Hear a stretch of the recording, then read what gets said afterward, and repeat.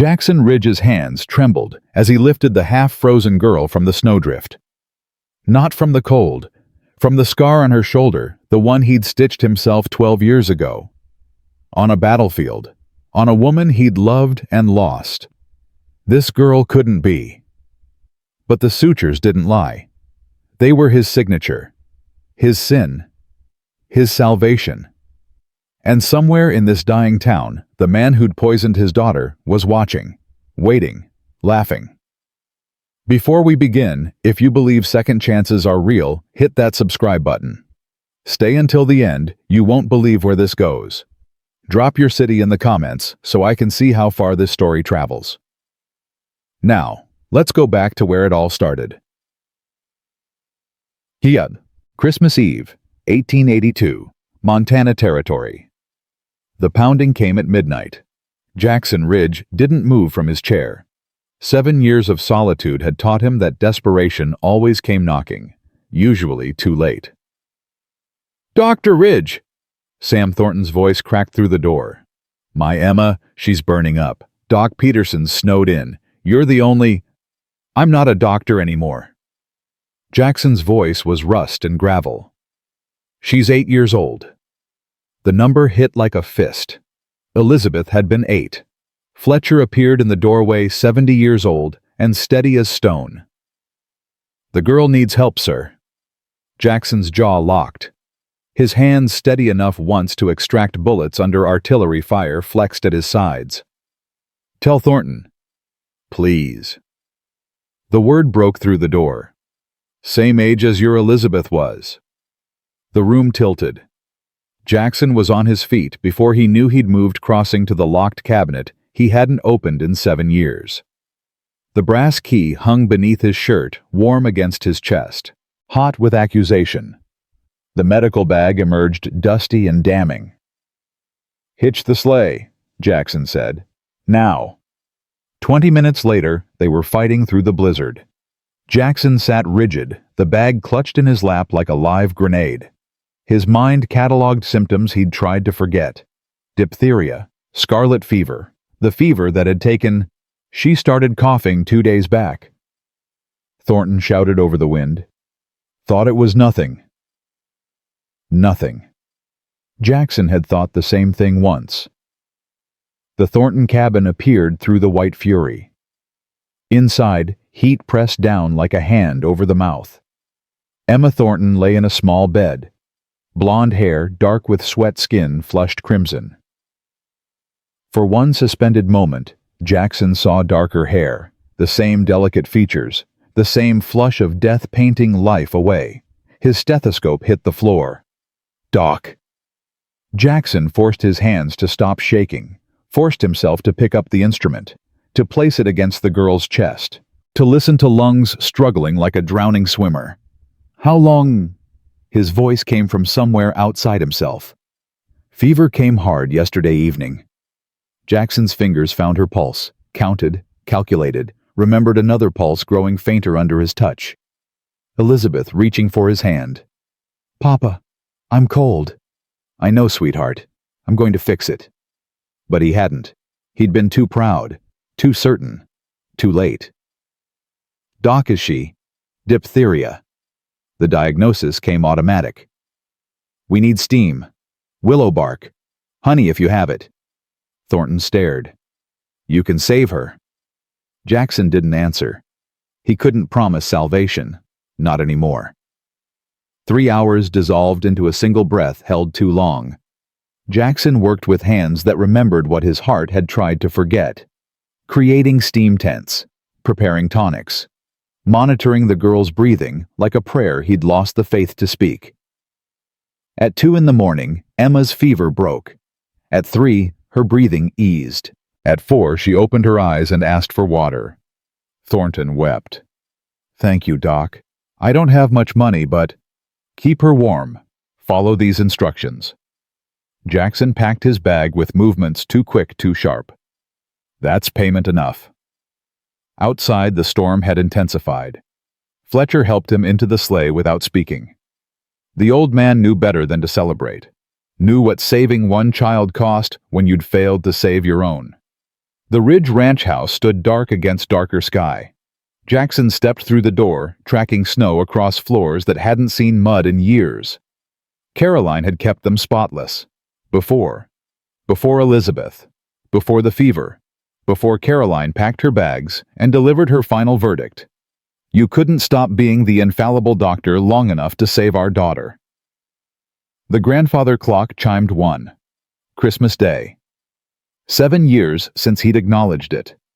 Jackson poured whiskey he wouldn't drink. Held it. Watched firelight dance through amber that looked like fever, like guilt, like a cry cut through the storm. Faint, human, desperate. Jackson set down the glass. Imagination. Had to be. The wind playing tricks. 7 years of ghosts finally getting loud enough to... There. Again. A voice raised in desperation or pain coming from the direction of the main road. Fletcher materialized. You heard it too. Could be the storm. Could be someone dying. The word hung between them.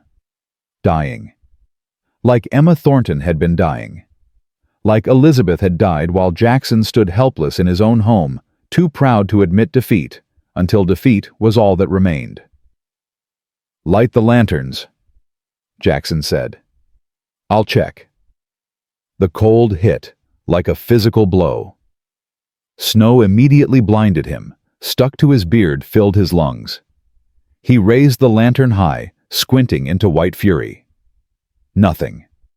Just storm and darkness and a shape. Darker than shadow. Huddled against his fence post, like it had grown there. Jackson moved closer. Closer. A young woman. Half buried in snow. Dark hair crusted with ice. Clothes threadbare and soaked. Face showing a mixture of white and native features, skin pale beneath copper. Not moving. Jackson dropped to his knees, found her wrist, felt for the pulse that meant life, that meant chance, that meant he could save what he'd lost the right to there. Faint, stubborn, refusing to quit. Can you hear me? Her eyelids fluttered. Dark eyes opened, clouded with pain and fear and something else. Recognition? Impossible. He'd never seen this girl before. She tried to speak. Failed. Her eyes rolled back. Jackson didn't hesitate, didn't calculate, didn't weigh consequences. He lifted her into his arms, light as a child, fragile as last chances, and turned toward the house. Fletcher was waiting at the door, eyes wide. Lord above. Clear the sofa. Every blanket we have. Hot water, medicinal brandy. Now. Jackson laid her on the sofa by the fire. Started removing wet outer garments with clinical efficiency. Her skin was alarmingly cold. Lips tinged blue. Hypothermia. Advanced. Another hour, and his hands stilled. On her left shoulder, a scar, surgical. Old but distinctive. The suture pattern was unusual, specific. A technique Jackson had pioneered during the war for one particular case. A Cherokee nurse with a shrapnel wound dangerously close to her womb, 5 months pregnant. The surgery had been experimental, risky, but successful. Sarah Nighthawk. Jackson's breath caught. This girl would be the right age. The scar was in the exact location. The mixed heritage matched. Sir, Fletcher appeared with blankets and brandy. Jackson forced himself to move, to wrap the girl in warmth, to coax brandy past blue lips, to save her life before he solved the mystery of whose life he was saving. She woke as the brandy hit her system, gasped, tried to bolt upright. Easy. Jackson's voice dropped to the tone that had calmed panicked soldiers. You're safe. The word stuck. A doctor. This is my home. She stared at him. Feral. Distrusting. Taking in the unfamiliar room, the strange man, the impossibility of survival. You were caught in the storm, Jackson continued. You're suffering from hypothermia. What's your name? She stayed silent, jaw clenched, every muscle tense. You don't have to tell me now, but drink this. He held out the mug. It'll warm you from the inside. After a long assessing moment, she reached for it. Her hands trembled so badly Jackson had to help her hold it. She sipped, grimaced, drank. Good. He pulled back, gave her space. Now rest. You're safe here. Her eyes searched his face. Looking for truth or trap, he couldn't tell. Then exhaustion claimed her and she slipped back into unconsciousness. Fletcher lingered nearby, troubled. Who is she? I don't know. Jackson studied the scar on her shoulder visible above the blanket. But I think I knew her mother. During the war. Yes. Jackson covered the scar gently, respectfully. A nurse named Sarah Nighthawk, Cherokee. She was... He stopped. Some truths were too complicated for Christmas morning. Remarkable. And the girl? We'll know more when she wakes. But Jackson already knew. The scar told him everything he needed to know about who this girl was. What he didn't know yet was why she'd been running, what she'd been running from, and how Sarah Nighthawk's daughter had ended up half dead outside his gate on the anniversary of his greatest failure. Fletcher departed to prepare a guest room. Jackson settled into the chair opposite the sofa, watching the steady rise and fall of the girl's breathing. Each breath a small victory. Each moment of survival a chance at something he'd thought impossible. Redemption. The fire crackled. The storm raged. Christmas morning crept forward with agonizing slowness. And Jackson Ridge, who hadn't saved anyone in 7 years, who'd locked his medical knowledge away like a murder weapon, who'd buried his capacity for hope alongside his daughter, sat vigil over a stranger who might not be a stranger at all. At dawn, she woke again. This time less panicked, more aware. Where am I? My ranch, about 15 miles north of Redemption. Jackson kept his distance. You're safe. Redemption.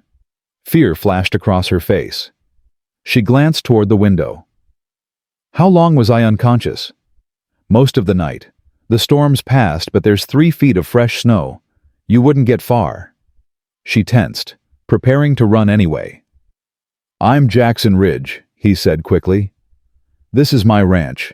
No one knows you're here, whatever you're running from. I'm not running. The lie was obvious, expected. He let it stand. What's your name?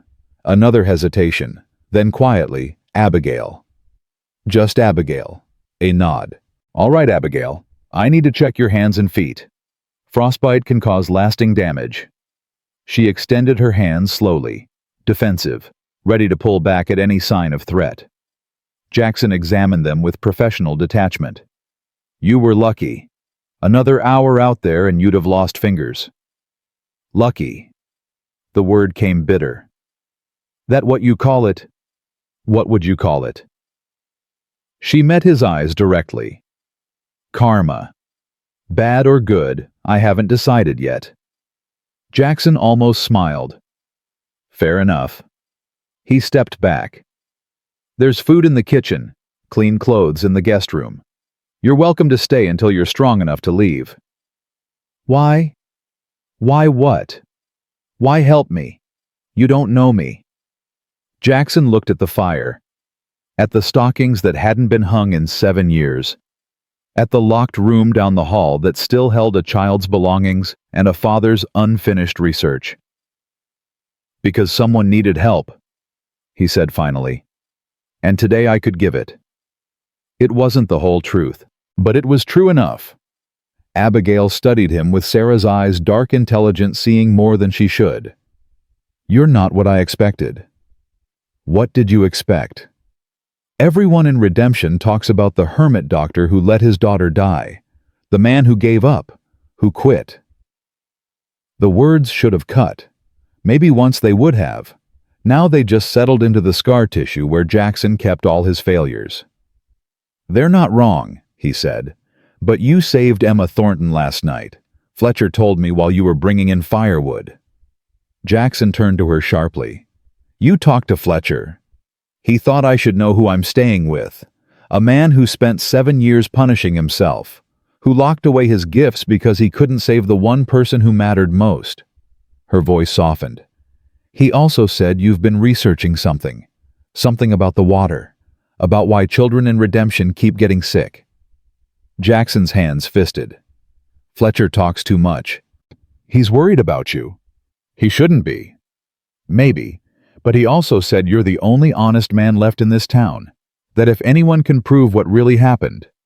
She stopped. Reconsidered. I should go.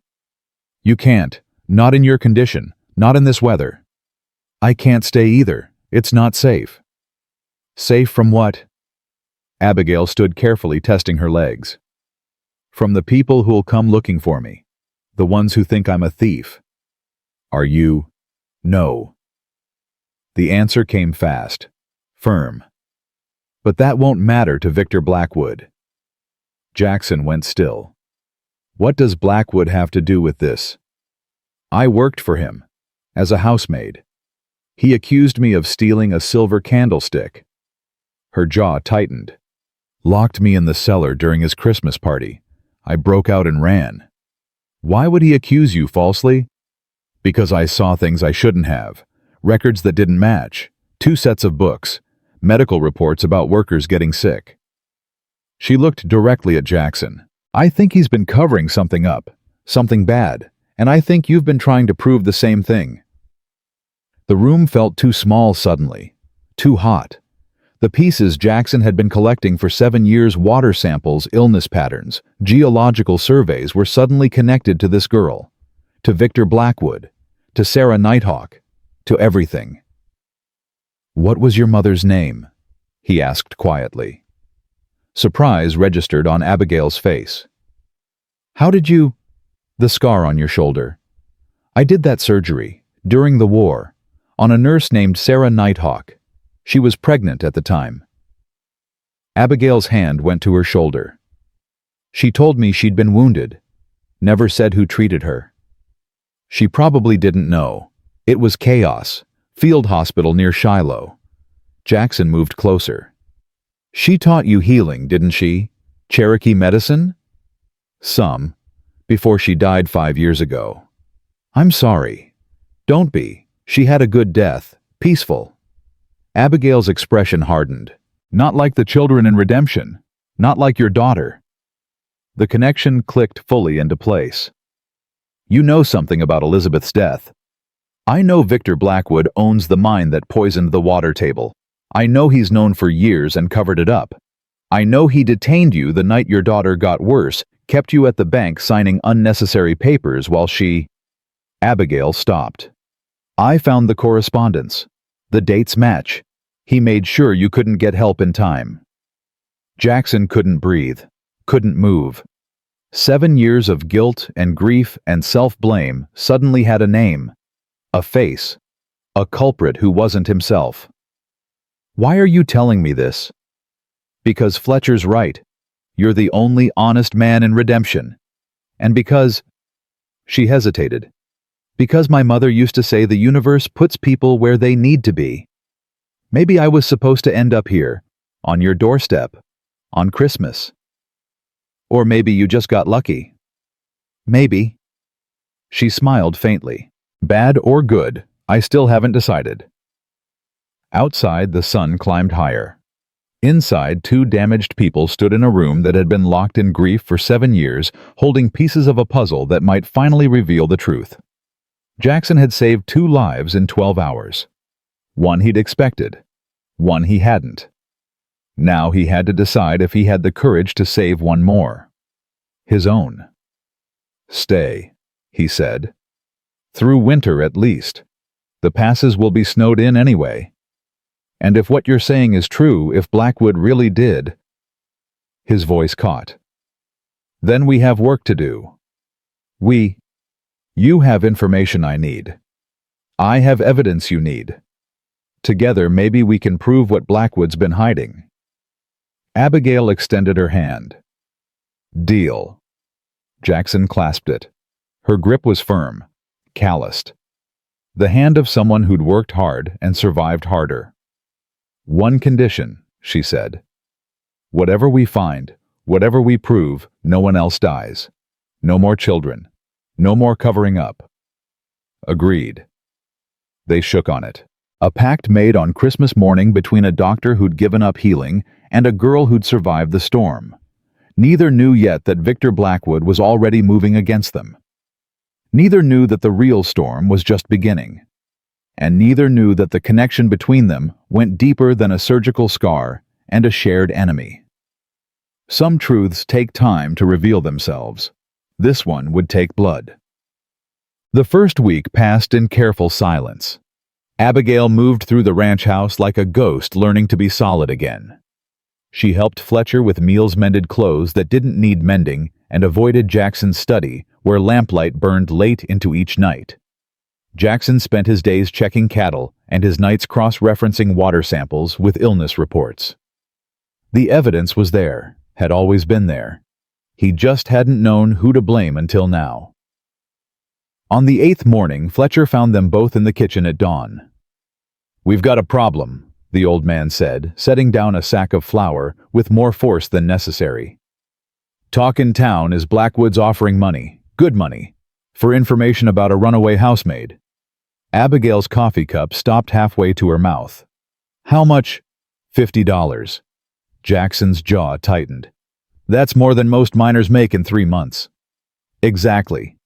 Fletcher pulled out a chair, sat heavily. "And he's been asking questions. About who might have taken in a half-breed girl on Christmas Eve, about who has reason to hate him enough to harbor a thief." "I'm not a thief." "Doesn't matter what you are, miss. Matters what he says you are." Fletcher's weathered face creased with worry. "And he's got the whole town believing it."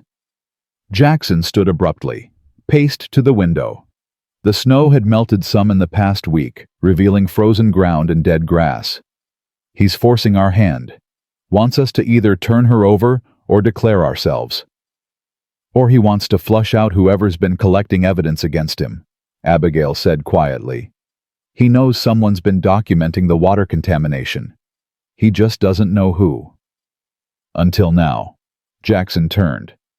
Now he knows exactly who, and where to find them. Fletcher cleared his throat. "There's more. Pete Hansen, the miner whose leg you amputated last month, he's been talking. Saying you saved his life. Saying you're the best surgeon he's ever seen. Saying it's a crime you stopped practicing." "That's not more. That's different. It's connected." Fletcher met Jackson's eyes. "People are starting to remember who you were before Elizabeth, before you locked yourself away. They're starting to ask why a man like Victor Blackwood would want to destroy a man like you." "Because I'm a threat." "You weren't. Not until Christmas Eve." Fletcher glanced at Abigail. "Not until she showed up."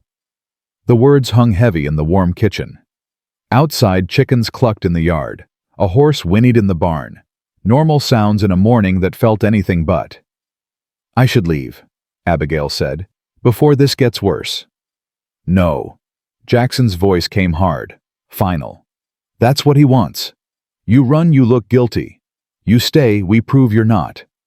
"How?" "We go into town, today, together. We face Blackwood directly."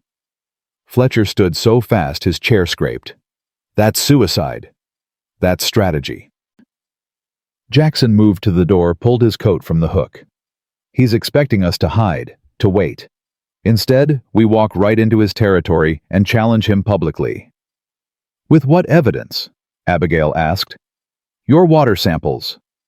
"My word about records, I can't prove I saw." Jackson paused. "No. With something better. With Sarah Nighthawk's daughter standing beside the doctor who saved her life. With the question of why Victor Blackwood would accuse his own employee, a girl whose mother once served this country, of theft without proof. You want to use me as bait. I want to use the truth as a weapon." Jackson met her eyes. "But I won't do it without your consent. This is your choice." Abigail stood, squared her shoulders. "When do we leave?" The ride into redemption took 2 hours. Jackson drove the wagon while Abigail sat beside him chin high, despite the fear Jackson could see in the tight grip of her hands. Fletcher had stayed behind, muttering about fools and death wishes. The town appeared through lingering snow. Main Street stretched between false-fronted buildings, their paint peeling, their signs faded. People moved between storefronts. Women in worn dresses, men in patched coats, children with hollow eyes and persistent coughs. The coughs. Jackson heard them everywhere, had heard them for years without understanding what they meant. "Half these kids are sick," Abigail murmured. "Look at them." Jackson was looking, seeing what 7 years of grief had blinded him to. Elizabeth hadn't been an isolated case. She'd been the first domino. The warning no one heeded. He pulled the wagon up outside the general store. Heads turned. Whispers started like fire catching dry grass. "That's her. The thief. Shameless showing her face. And with Dr. Ridge, no less." Jackson climbed down, came around to help Abigail. She didn't need the help, but the gesture mattered. He was making a statement, choosing a side. Inside the store, Mrs. Hollis stood behind the counter, her pinched face registering shock, then calculation, then poorly concealed greed. "Dr. Ridge, what a surprise!" "Mrs. Hollis." Jackson removed his hat. "We need supplies, flour, coffee sugar, and fabric for Miss Nighthawk."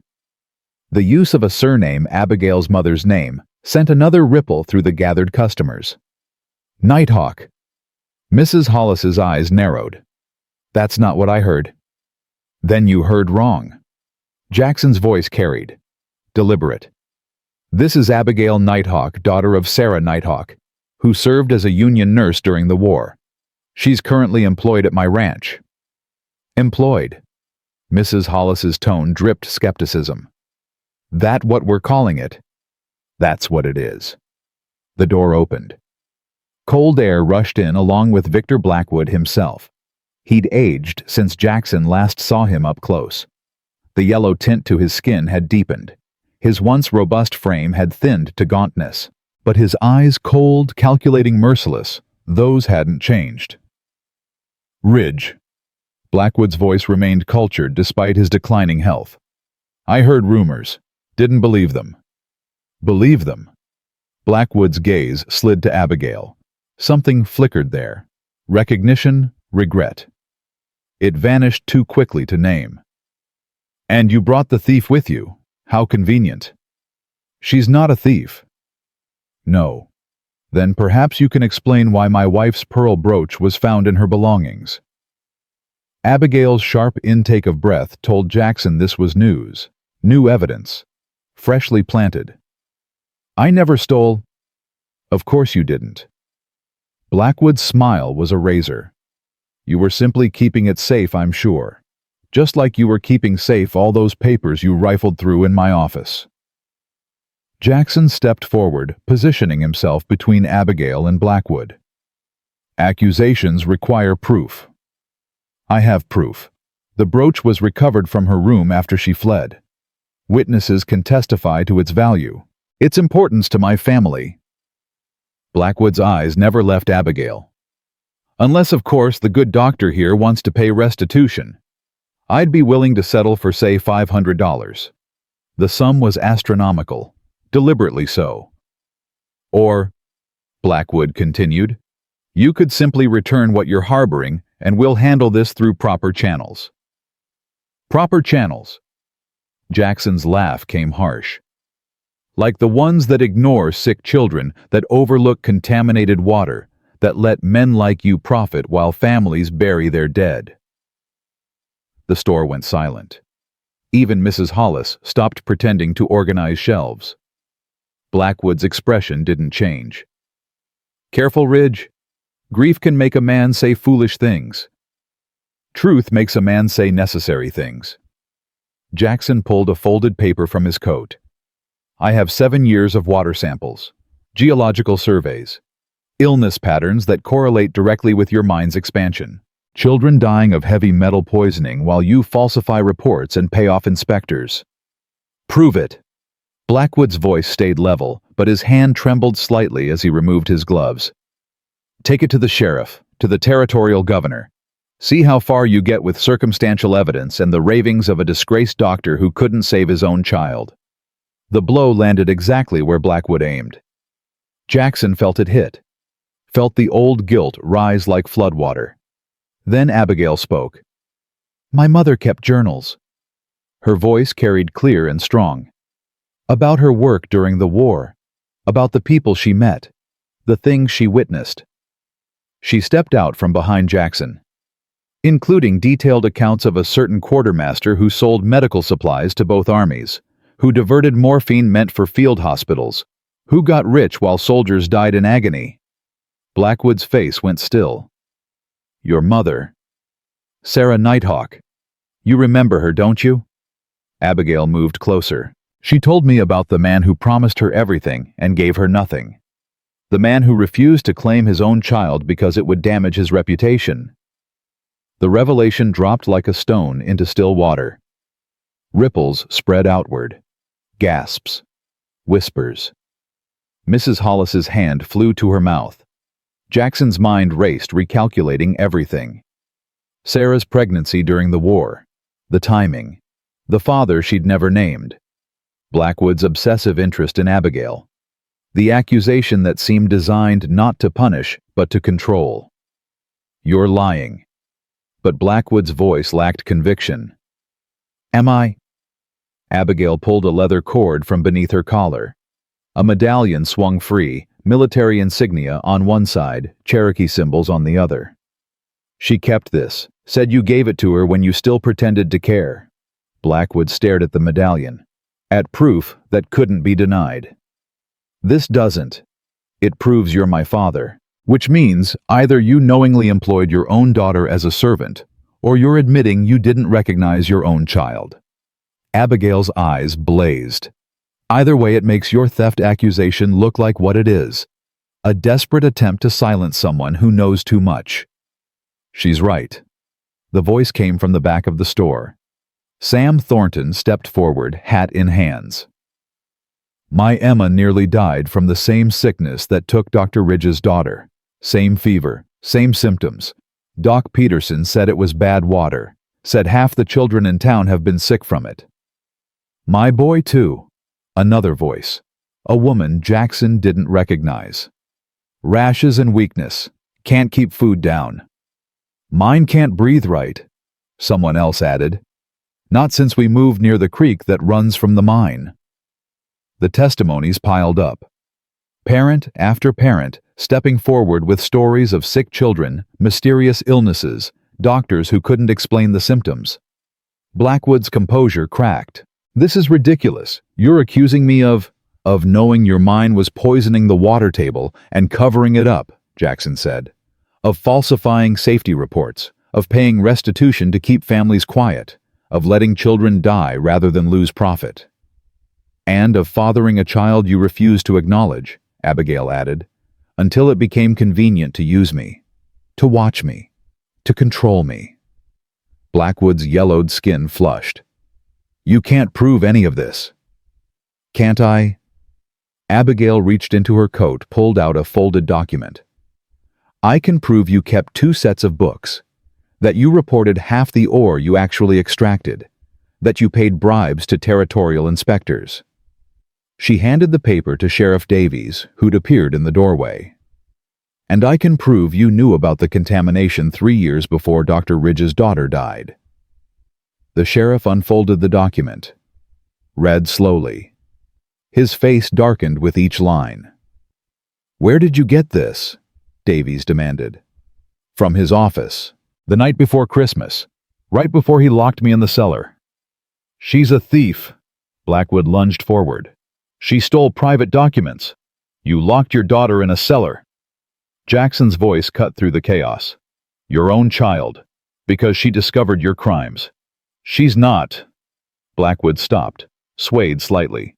His hand went to his throat. "I don't—" "You're dying, aren't you?" Abigail's tone held no sympathy. "The same poison you've been putting in the water. It's in you now. How long have you known?" Blackwood's silence was answer enough. Jackson studied the man who'd been the ghost haunting his grief for 7 years. Saw not a monster, but a dying man facing the consequences of choices that could never be unmade. "Sheriff," Jackson said quietly, "I have medical records, water samples, and geological surveys at my ranch, along with a list of every child who's fallen ill in the past 7 years, cross-referenced with proximity to contaminated water sources. And I have financial records," Abigail added. "Proof of bribes, falsified reports, and secret payments to families willing to stay quiet." Davies looked between them, then at Blackwood, then at the gathered townspeople.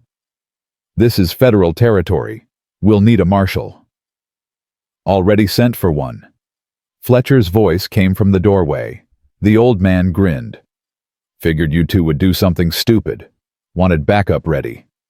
Blackwood steadied himself against a shelf. "This isn't over." "It is for you." Abigail's voice softened slightly. "You could have claimed me. Could have been a father. Instead, you chose money and reputation. Now you're dying alone with neither. You don't understand what I built accomplished." Abigail shook her head. "I understand you killed children, including your daughter's half-sister, because that's what Elizabeth Ridge was to me. Wasn't she family you poisoned?" The connection hit Jackson like a physical blow. Elizabeth and Abigail, half-sisters through Blackwood's betrayal of both their mothers, connected by blood and death and the poison that ran through Redemption's water. Blackwood's face crumpled. For a moment he looked like what he was, a sick, frightened old man facing judgment. "I didn't mean for anyone to die. The mine was everything. My legacy. Your excuse." Jackson's voice was cold. "I spent 7 years blaming myself for Elizabeth's death, tearing myself apart with guilt. You let me. You watched me destroy my marriage, my practice, my life, and you never said a word. Would it have helped?" Blackwood's question came quiet. "Would knowing change anything? It would have saved other children, other families." Jackson gestured to the people crowding the store. "These people trusted you, worked for you, and you poisoned them for profit. Take him." Davies moved forward, hand on his pistol. "We'll hold him until the marshal arrives." "No need." Blackwood straightened with visible effort. "I'll come peacefully. I'm done running." As the sheriff led Blackwood toward the door, the older man paused beside Abigail. "Your mother was the only good thing I ever knew. I'm sorry I wasn't better for her.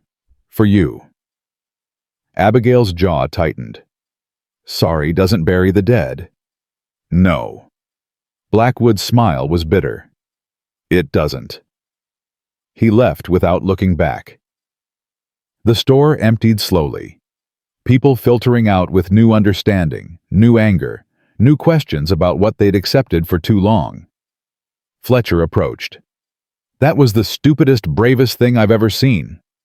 "Which part?" Jackson asked. "All of it." The old man clapped him on the shoulder. "Sarah would be proud."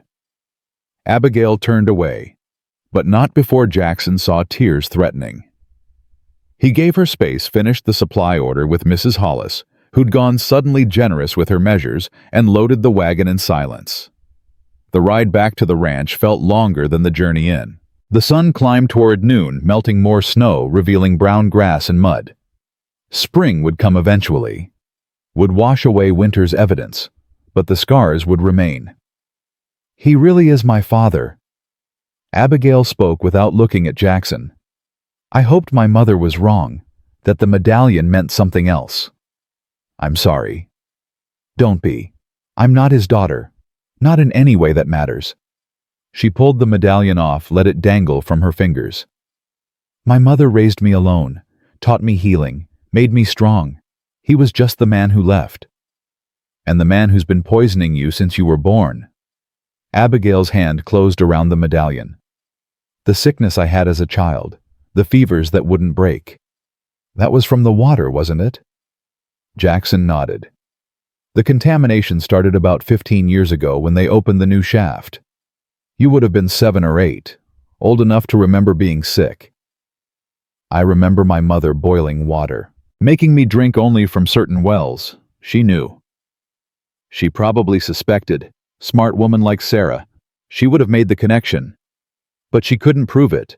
Couldn't fight a man like Blackwood. Abigail looked at Jackson. So she documented everything, kept journals, saved evidence. And when she died, she left it for me. To finish what she started. To survive, Abigail corrected. She never expected me to fight, just to have leverage if I needed it.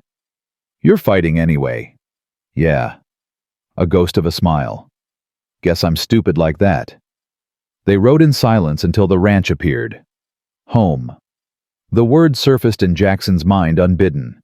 Unwelcome. Dangerous. Fletcher had the barn doors open, ready to take the horses. Marshall's expected tomorrow morning. Davies sent word. Good. Jackson climbed down, helped Abigail. We'll have everything ready. Inside the house felt different. Lighter somehow, despite the heavy revelations of the day. Jackson built up the fire while Abigail put away supplies. Domestic movements. Comfortable silences. The rhythm of people learning to exist in the same space. Can I ask you something? Abigail's voice came from the kitchen doorway. Of course. Why did you really bring me into town today? The truth. Jackson considered his answer carefully. Because hiding you felt like hiding evidence. And I've spent 7 years hiding from truth. I'm done with that. That's not all. No. He met her eyes. Because seeing you nearly freeze to death on Christmas Eve reminded me what I'd become. What I'd let Blackwood turn me into. A man who'd rather hide than heal. And I needed to prove I could still be the doctor I was. The man I was. Before Elizabeth. Before I failed her. The admission cost something. I couldn't save my daughter. But maybe I could save Sarah's. Abigail crossed the room. Stood close enough that Jackson could see the gold flecks in her dark eyes. You did save me. Twice now. Once when I was born, once on Christmas Eve. That's enough heroism for any lifetime. It's not about heroism. Then what? Jackson struggled to articulate what he barely understood himself. It's about mattering. About doing something that outlasts the damage. About... He stopped. Started again. For 7 years I've been a monument to failure. Living in this house like a tomb. Keeping Elizabeth's room locked like a shrine. Punishing myself because I couldn't punish the person really responsible. And now you can. Now I know who to blame, which means I can stop blaming myself. He paused. That should feel better than it does. Because blame doesn't bring her back. No, it doesn't. Abigail placed her hand over his. The touch was brief, sisterly. My mother used to say the only way to honor the dead is to live better than they died. To make their loss mean something. Smart woman. The smartest. Abigail pulled back. I should rest. Tomorrow's going to be long. She left him alone with the fire and his thoughts. Jackson stared at the flames, watching them consume wood and turn it to ash. Transformation through destruction. The oldest alchemy. He thought about Elizabeth, about Caroline, about the locked room, and 7 years of self-imposed exile. Then he thought about Abigail, fierce, damaged brave, who'd stumbled into his life on the worst night of the year, and somehow given him a reason to remember why he'd become a doctor in the first place. To heal, to help, to matter. Maybe redemption wasn't about erasing mistakes. Maybe it was about making different choices going forward, about saving the people you could, instead of mourning the ones you couldn't. Jackson rose, walked down the hall, stopped at the locked door he hadn't opened since the day Caroline left. The brass key hung around his neck. He pulled it out, stared at it. Tomorrow, he thought. Tomorrow I'll open it. But tonight, he returned to the fire. Poured whiskey he might actually drink. And let himself imagine a future where the past didn't swallow everything good. Outside, the last of winter's snow melted. Spring waited in the wings, patient and inevitable. And in redemption, Victor Blackwood sat in a cell coughing blood into expensive handkerchiefs, finally facing consequences that couldn't be bought or buried. Justice Jackson thought always comes. Just sometimes it takes 7 years and a Christmas miracle to arrive. He raised his glass to the flames.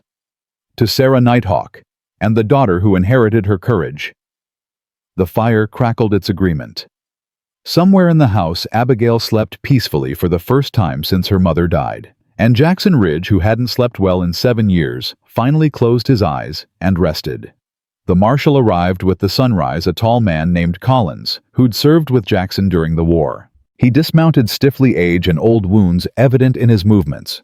"Ridge," Collins extended a hand. "Been too long." 10 years.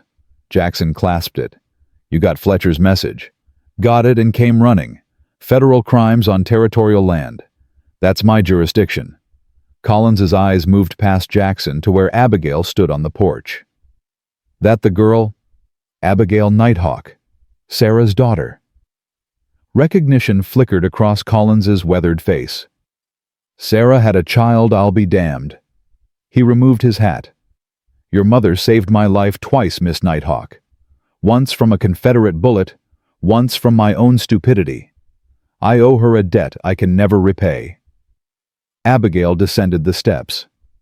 "Then help us bury the man who refused to claim me. The man who poisoned this town for profit." "That's why I'm here." Collins replaced his hat. "Show me what you've got." They spent the morning in Jackson's study laying out 7 years of evidence. Water samples in labeled jars, medical records documenting illness patterns, geological surveys showing aquifer contamination, and Abigail's stolen documents proving Blackwood knew everything and paid to keep it quiet. Collins examined each piece with methodical precision. "This is damning, but it's also circumstantial. We need something that ties Blackwood directly to knowledge of harm. Something that proves intent." "We have his own records," Abigail said. "The falsified reports, the bribes to inspectors.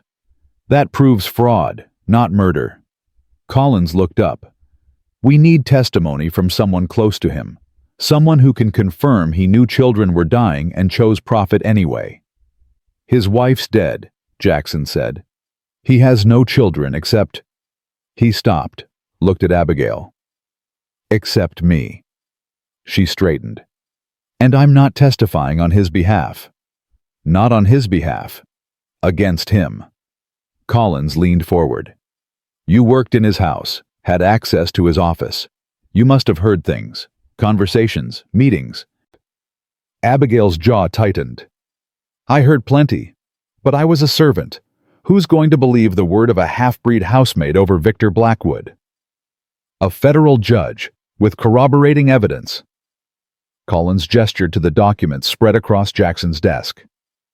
"Your testimony puts these papers in context. Makes them real.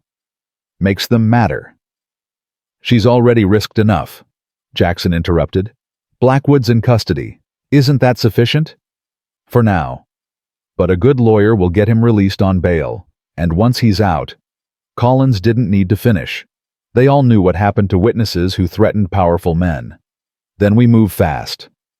Abigail's voice came steady, despite the fear Jackson could see in her eyes. "We build the case before he can build a defense."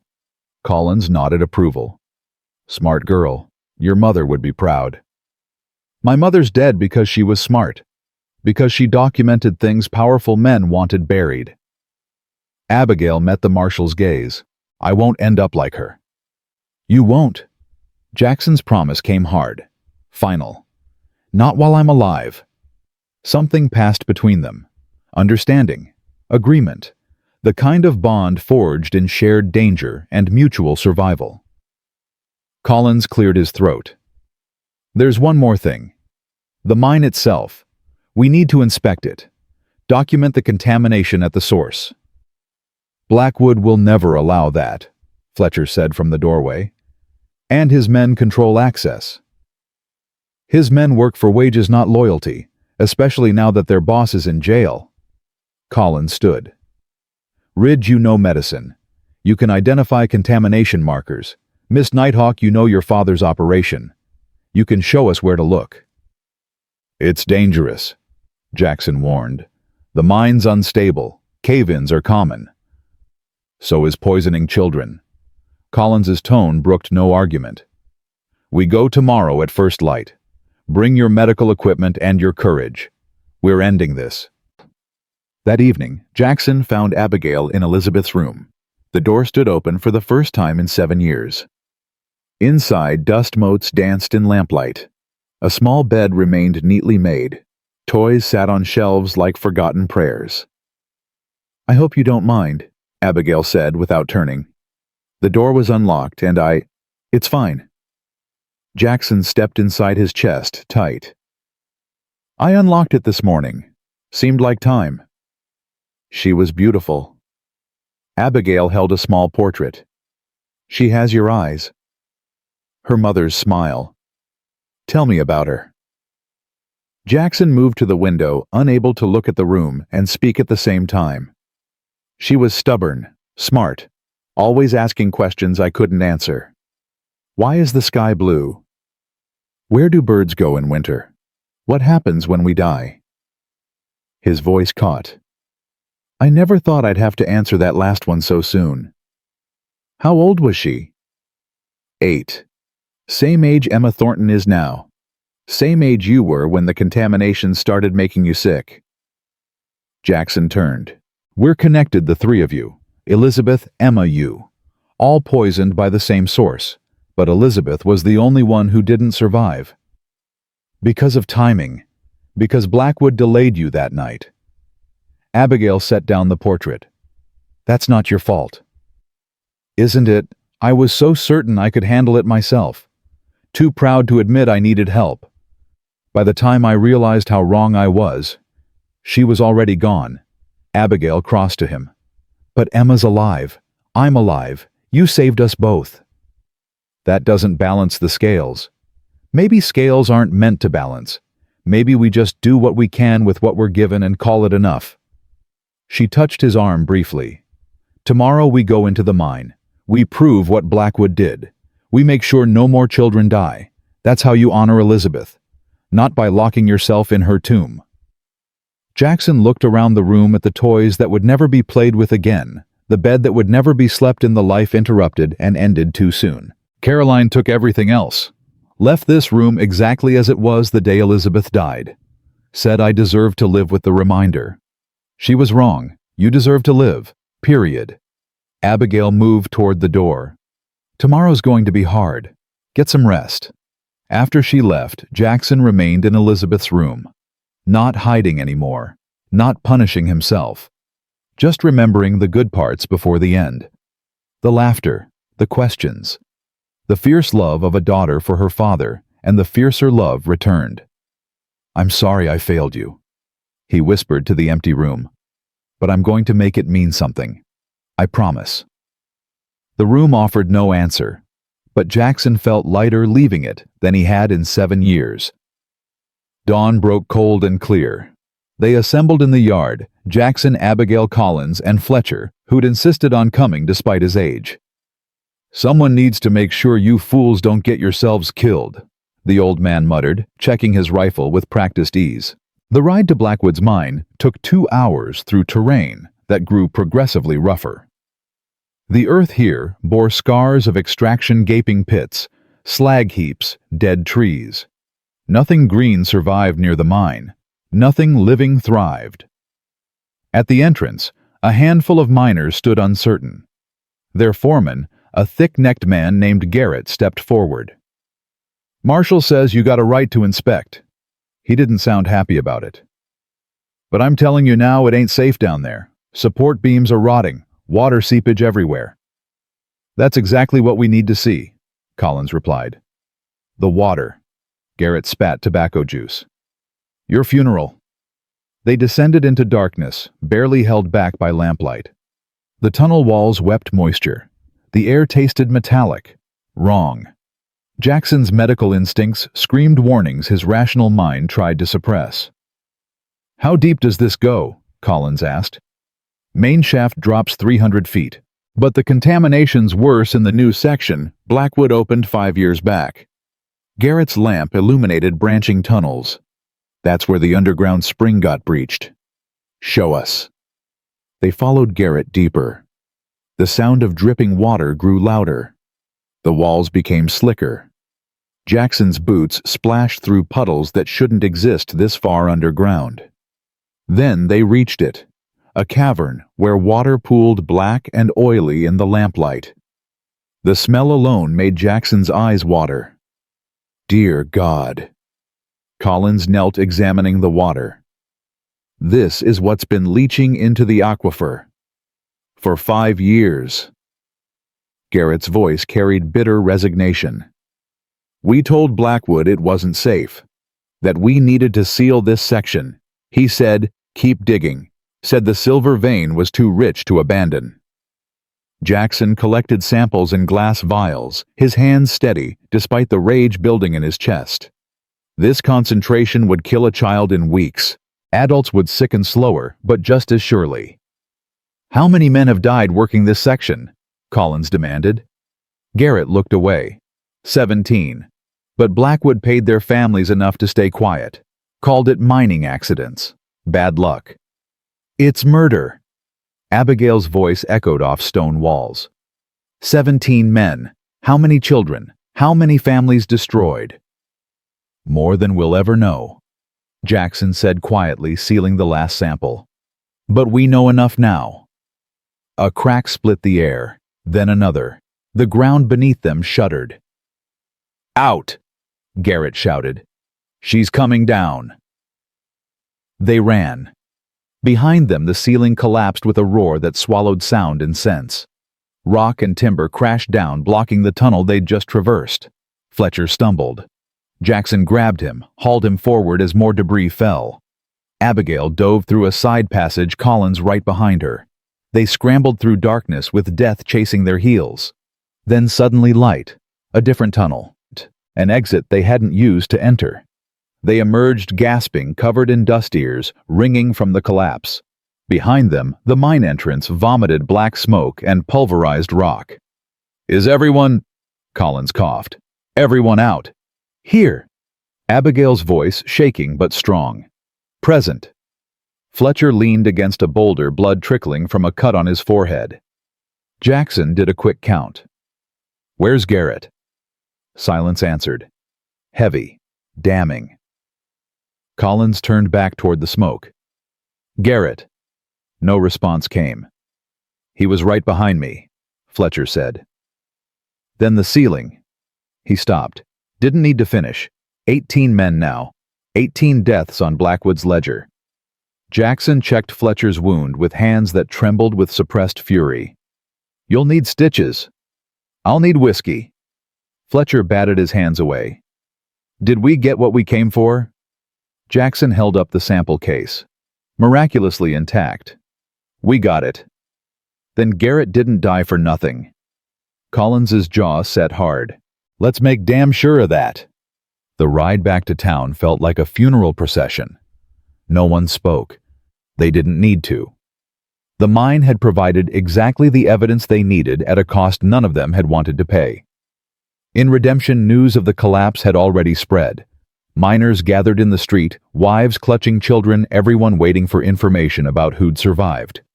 When they saw only 4 riders return from 5, the keening started. Jackson wanted to explain, to apologize, to say something that would make Garrett's death mean more than a number on a list. But his throat closed around words that felt too small for the grief he'd witnessed. Collins handled it better. Garrett died documenting the contamination that's been poisoning your families. He died a hero, and his death won't be in vain. Mrs. Garrett, a young woman with 2 small children, pushed through the crowd. Is it true? About the water, about what's been making us sick. It's true. Jackson dismounted, moving toward her with the instinct of a doctor who delivered too much bad news. Your husband's testimony will help prove it. Will help save others. But it won't bring him back. Her voice broke. Won't feed my children. Jackson had no answer for that. No words to bridge the gap between justice and loss. Abigail stepped forward. I'm Victor Blackwood's daughter, his legal heir. When this is over, when he's convicted, everything he owns becomes mine, and I'm giving it to the families he destroyed, to the widows, the children, the miners who worked themselves sick in his poison pit. The crowd stirred. Whispers rippled outward. Why would you do that? Mrs. Garrett asked. It's your inheritance. It's blood money, built on corpses. Abigail's voice rang clear. My mother taught me that we're not defined by the blood we're born with, but by the choices we make. I choose to use Blackwood's fortune to heal what he broke, to build what he destroyed, starting with a school for every child in redemption, regardless of heritage or wealth. Sarah's school. Collins spoke the name with reverence. Your mother would be honored. My mother would say it's about damn time. Abigail turned back to Mrs. Garrett. Your children will never pay for education, will never go hungry, will never work in poison mines like their father. That's my promise. Mrs. Garrett stared at this half-breed girl who was promising impossible things with absolute certainty. Then she stepped forward and embraced Abigail fiercely. Other women followed. Children pressed close. Men removed their hats in respect that had nothing to do with blood or status, and everything to do with recognizing true nobility when they finally saw it. Jackson watched Abigail disappear into the crowd's embrace and felt something shift in his chest. Not healing exactly, but the first stirring of something that might become healing given time. That girl's something special, Collins murmured beside him. She's Sarah's daughter. Jackson's answer said everything. Sheriff Davies appeared pushing through the crowd. Marshal, we've got a problem. Blackwood's lawyer showed up from Helena, demanding release on bail. On what grounds? Says we're holding him without formal charges. Says the arrest was illegal. Davies looked uncomfortable. He's not wrong. We moved fast. Maybe too fast. Collins swore under his breath. We need to file federal charges today, right now, before that lawyer gets traction. Can you do that without Garrett's testimony? Jackson asked. With what we collected, yes. It won't be as strong, but combined with Abigail's testimony about the documents and your medical evidence. Collins nodded. We can make it stick. Barely. Then let's not waste time. Abigail extracted herself from the crowd. What do you need from me? Everything. Collins gestured toward the sheriff's office. Every conversation you overheard. Every document you saw. Every indication Blackwood knew the mine was poisoning people. They spent the afternoon building the case in Davies's cramped office. Abigail's testimony was devastating, detailed accounts of late-night meetings where Blackwood discussed covering up worker deaths of bribes paid to territorial inspectors of falsified reports submitted to federal mining authorities. Jackson provided medical documentation linking the contamination to specific illnesses.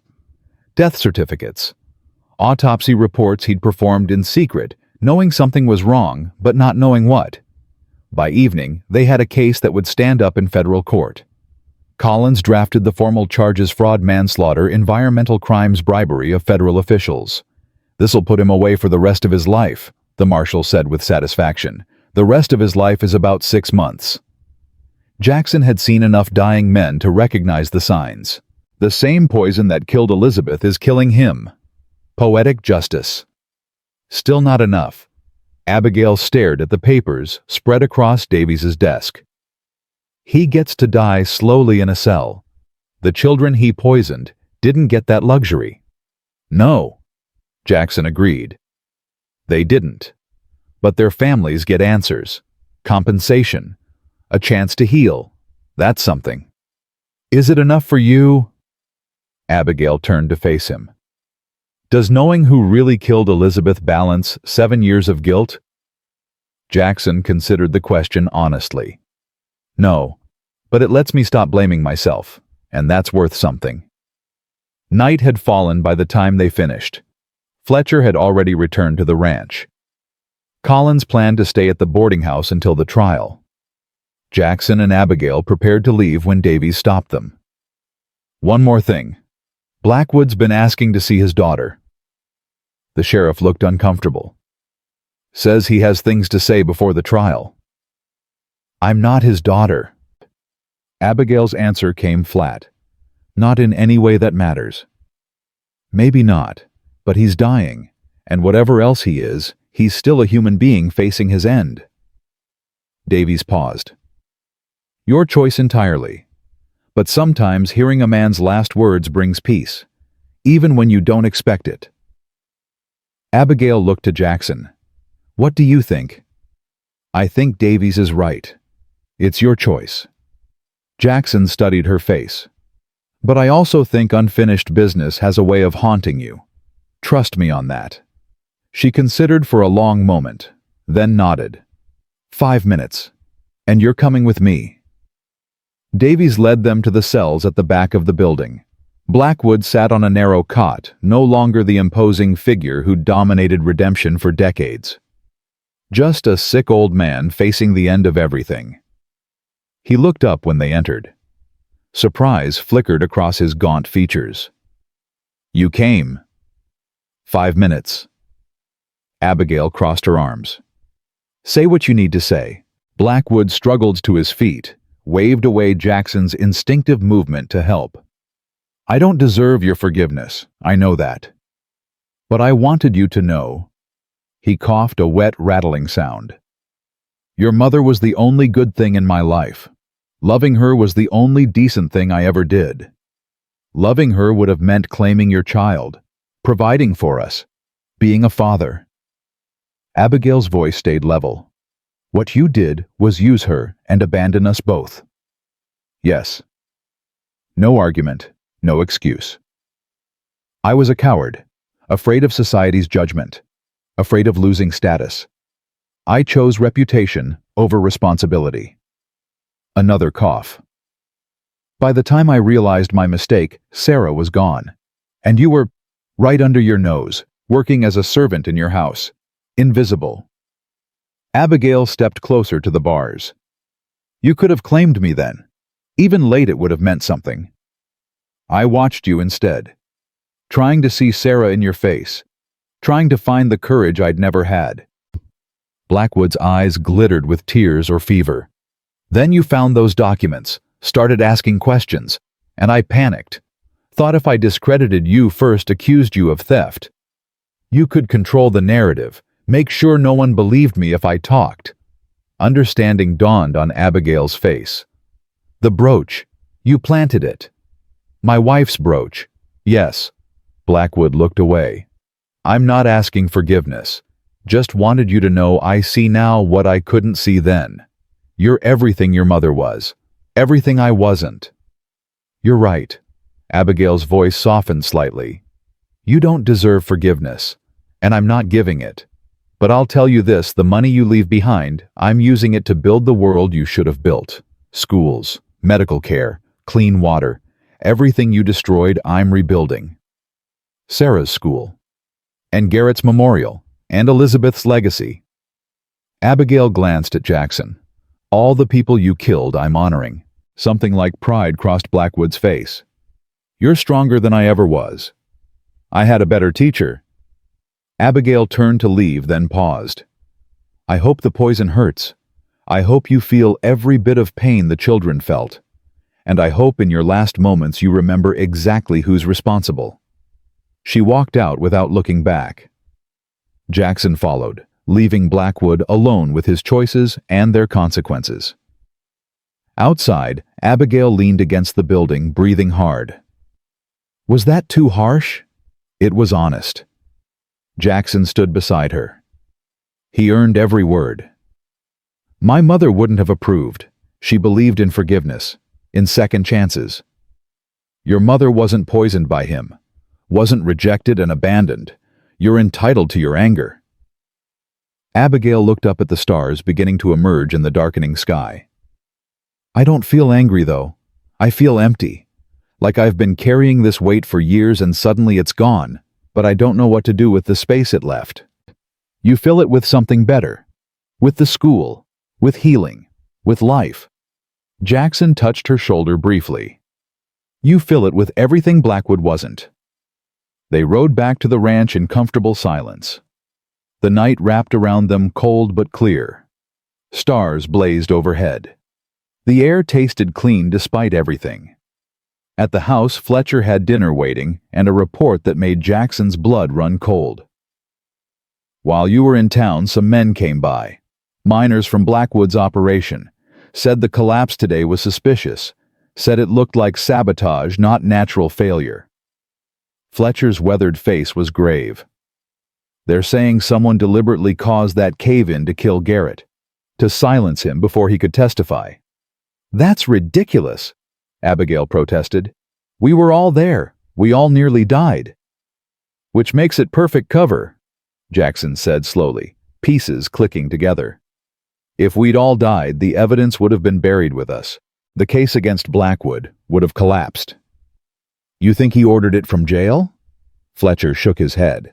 "He'd need someone on the outside, someone loyal enough to commit murder. Or someone with enough to lose if the truth came out." Jackson thought of the foreman who'd died, of how convenient his death had been, how final. Garrett knew too much. He'd seen the evidence, heard the conversations. His testimony would have sealed Blackwood's conviction. So someone killed him to protect Blackwood. Abigail's voice rose. Who his lawyer? Or his business partners, the investors who profited from the mine? Jackson paced to the window. "We need to tell Collins. If there's a conspiracy beyond Blackwood." A shot shattered the window. Glass exploded inward. Jackson tackled Abigail to the floor as more shots followed, punching holes through walls, splintering furniture. Fletcher returned fire from the doorway. "Get to the cellar. Now." They scrambled toward the back of the house as bullets chewed through everything. Jackson pushed Abigail ahead of him, covering her body with his as they dove down cellar stairs. Above more gunfire, Fletcher's rifle answering. Then silence, heavy, ominous. "Fletcher," Jackson called up. No answer. Abigail gripped his arm. "Don't. It could be a trap. He could be hurt. He could be dead, and you could join him." Her fingers dug in. "We wait." They waited in darkness that pressed down like a physical thing. Minutes stretched into hours, or maybe seconds stretched into minutes. Time became meaningless when measured against the question of whether Fletcher lived or died upstairs. Finally, voices, footsteps. Jackson positioned himself between Abigail and the stairs, ready to fight with bare hands if necessary. "Ridge, stand down, it's Collins." They emerged to chaos. Windows shattered, walls riddled with bullet holes, furniture destroyed, and Fletcher alive but bleeding, sitting against the wall while a deputy bandaged his shoulder. "Caught one," the old man reported through gritted teeth. "But I've had worse." "Did you see who it was?" Jackson demanded. "3 riders, maybe 4, too dark to identify." Fletcher winced as the deputy pulled the bandage tight. "But they weren't amateurs. Military precision, professional shooters." Collins stood in the wreckage, fury evident in every line of his body. "This is attempted murder of a federal witness. I'm posting guards here round the clock." "Guards won't stop determined killers," Abigail said. "We need to end this, fast. We accelerate the trial. Present evidence tomorrow instead of waiting for formal proceedings." Collins looked at Jackson. "Can you be ready?" "We've been ready for 7 years." Jackson's answer came hard, final. "Let's finish this." They didn't sleep that night. Collins posted 2 deputies outside, while Fletcher insisted on keeping watch despite his wounded shoulder. Jackson cleaned his rifle at the kitchen table, the methodical movements keeping his hands busy, while his mind raced through possibilities and dangers. Abigail sat across from him, reviewing her testimony notes by lamplight. Her hands were steady, but Jackson could see the tension in her shoulders, the way she touched her mother's medallion like a talisman against the darkness pressing in. "You're scared," he said quietly. "Terrified." She didn't look up. "But being scared never stopped my mother from doing what needed doing. Won't stop me either." "Sarah would be proud. Sarah would tell me I'm being stupid, that I should run, disappear." Abigail finally met his eyes. She spent her whole life protecting me from men like Blackwood, and here I am walking straight into his territory. You're not alone this time. No. A ghost of a smile. I have a stubborn doctor and a half-dead ranch hand watching my back. What could possibly go wrong? Don't forget the federal marshal. Right. The federal marshal who's outnumbered by God knows how many hired killers. Abigail set down her notes. Jackson, what if we're wrong? What if testifying doesn't change anything? What if Blackwood walks and we've risked everything for nothing? Jackson stopped cleaning his rifle. Then we tried, and sometimes trying is all we can do. That's not very comforting. No, but it's true. He resumed his work, hands moving with practiced precision. 7 years ago, I tried to save Elizabeth and failed. Spent every day since wishing I'd tried harder sooner differently. But the trying itself, that wasn't the failure. Giving up after that was the failure. You didn't give up. You kept researching, kept documenting. I gave up on healing, on being the man I was supposed to be, on believing I could make a difference. Jackson looked at her directly. You're giving me a chance to try again. Whatever happens tomorrow, that matters. Abigail reached across the table, placed her hand over his. We're both trying to save people we couldn't save before. Maybe that's enough. Maybe it is.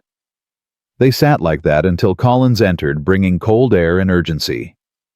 Change of plans. We're not waiting until tomorrow. The circuit judge arrived early. He's convening court in 2 hours. The marshal's expression was grim. Someone tipped him off about the shooting.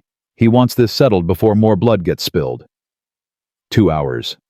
Abigail stood abruptly. That's not enough time to... It's all the time we've got. Either we present now, or Blackwood's lawyer gets him released on bail. And once he's out... Collins didn't need to finish. They all knew what happened to witnesses once dangerous men walked free. Jackson grabbed his coat. Then we present now. The ride into redemption felt like riding toward execution.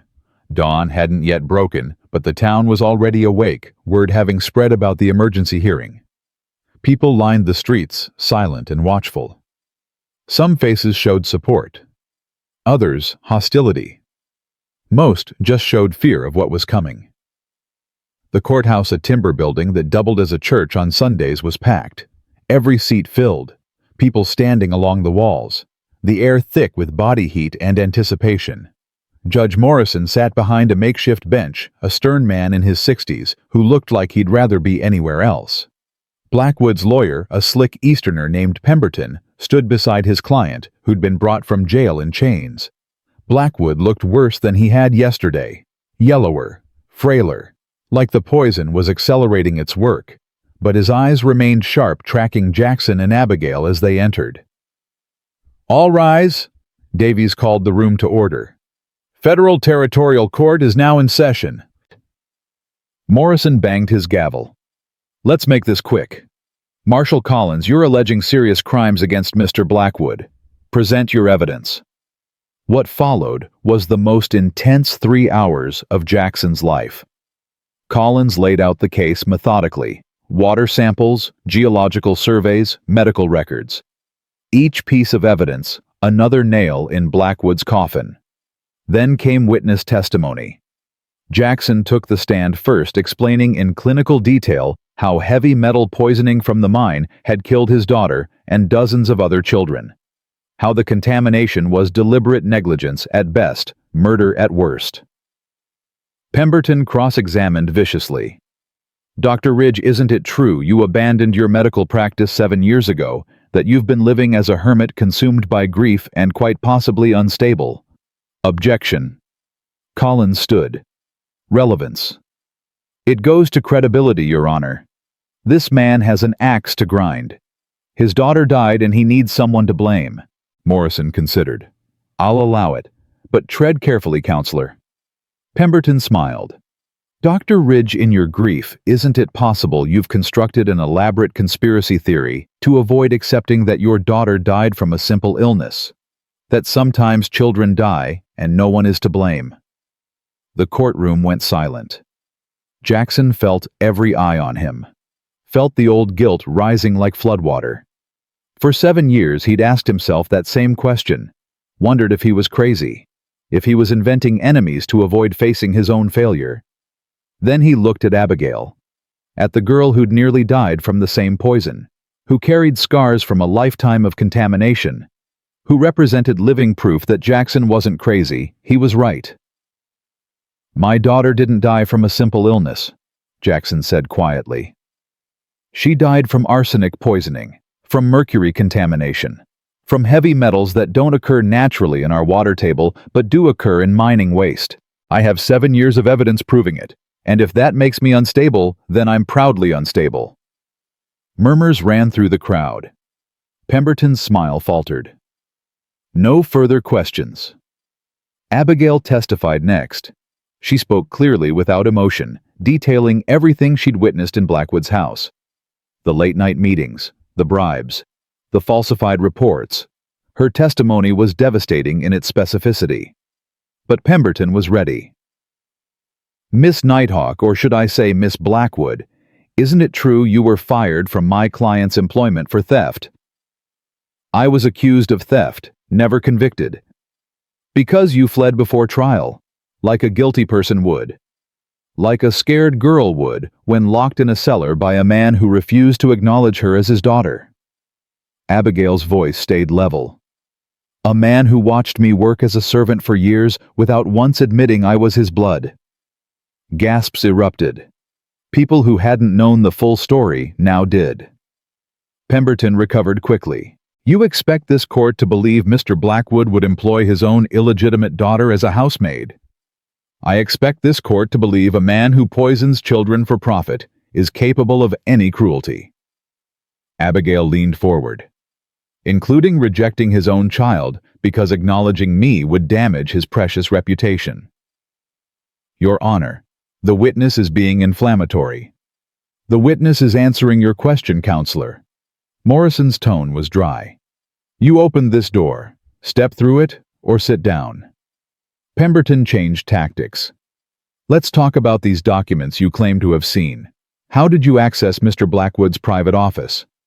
"I was cleaning it, as I did every day, and just happened to riffle through confidential papers. I can read, Mr. Pemberton. Unlike most servants, I was educated. My mother made sure of that." Abigail's eyes blazed. "So yes, when I saw 2 sets of books lying open on his desk, I read them, and I understood immediately what they meant." "You're claiming you just stumbled upon evidence of massive fraud. I'm claiming I found what I wasn't supposed to see, which is why Mr. Blackwood accused me of theft, to discredit me before I could talk." She paused. "Didn't work, though, did it?" The spectators laughed. Pemberton's face reddened. No further questions. Collins called other witnesses. Miners who'd worked the contaminated shaft. Mothers who'd buried children. Doc Peterson, who reluctantly admitted he'd seen illness patterns that didn't match known diseases. Each testimony built on the last, creating an undeniable picture of systematic negligence. Then Pemberton called his defense. Character witnesses swore Blackwood was a pillar of the community. Business associates testified to his integrity. The performance was smooth practiced and utterly unconvincing after what they'd heard. Finally, Blackwood himself took the stand. He looked directly at the judge, ignoring everyone else. "I won't pretend I'm a saint. I made mistakes. Business decisions that prioritized profit over safety. But murder." He shook his head. "I never intended for anyone to die. When we hit that aquifer, I thought the contamination was temporary, that it would dissipate. But it didn't," Collins stated flatly. "No, it didn't." Blackwood's voice roughened. "And by the time I realized the scope of the problem, shutting down would have meant financial ruin, loss of jobs, collapse of the local economy. I thought I was protecting the town. By poisoning it, by keeping it alive, by providing employment, by—" Blackwood coughed, the sound wet and desperate. "I made the wrong choice. I know that now. But it was never murder. It was arrogance, pride, the belief that I could manage the situation without telling anyone the truth." Collins moved closer. Without warning families their water was poisoned, without giving them a choice. I thought I could fix it quietly, control the narrative. Blackwood looked at Abigail for the first time. I was wrong about many things, most things. But I never wanted children to die. Yet they did. 17 workers. At least 30 children. Countless others sickened. Collins gestured to the packed courtroom. These people trusted you, worked for you, and you betrayed every single one. Yes. The admission came quiet, broken. I did. The courtroom sat in stunned silence. Jackson had expected denials, justifications, legal maneuvering, not this raw confession from a dying man facing the end of everything. Morrison leaned forward. Mr. Blackwood, do you understand you're admitting to multiple counts of manslaughter, fraud, and environmental crimes? I understand. Blackwood met the judge's gaze. I'm dying anyway. Cancer from my own poison. Seems fitting. But before I go, I want the record straight. I want these people. He gestured to the crowd. To know I see now what I couldn't see before. That profit means nothing when measured against human life. Noble words. Pemberton stood quickly. Your Honor, my client is clearly not in his right mind. The illness has affected his judgment. Sit down, counselor. Morrison's voice cracked like a whip. Your client just confessed to crimes that will put him away for whatever life he has left. And frankly, it's the most honest thing I've heard in this courtroom. The judge turned to the jury. 12 men and women from Redemption who'd been chosen that morning. You've heard the evidence. You've heard testimony. You've heard a confession. I'm not even sure we need to deliberate, but the law requires it. Go decide this man's fate. The jury filed out. The courtroom erupted in conversation. Jackson found himself surrounded by people he didn't know, shaking his hand, thanking him, apologizing for doubting him. Through the crowd, he saw Abigail standing alone, watching Blackwood being led back to his cell. The old man looked at her one last time, an expression Jackson couldn't quite read. Regret. Pride. Love too late and insufficient. Then he was gone, and Abigail stood there with tears streaming down her face. Not for the father who'd rejected her, but for the loss of what might have been if he'd been better. Braver. More human. Jackson pushed through the crowd, reached her side. You did well up there. I destroyed him. He destroyed himself. You just told the truth. Is that supposed to make me feel better? She wiped her eyes angrily. Because it doesn't. He's my father, and I just helped put him in prison for the rest of his miserable life. He poisoned you, Abigail. Poisoned you and dozens of others, if he were anyone else. But he's not anyone else. He's my father, and no matter how terrible he is, that connection matters. It hurts. She turned away. I need air. Jackson let her go. Understood the complicated grief of watching a parent fall. Even a parent who'd never really been one. The jury returned in 20 minutes, fastest verdict Jackson had ever seen. Morrison called the court to order. Has the jury reached a verdict? The foreman stood. We have, Your Honor. On all counts, we find the defendant guilty. The courtroom exploded.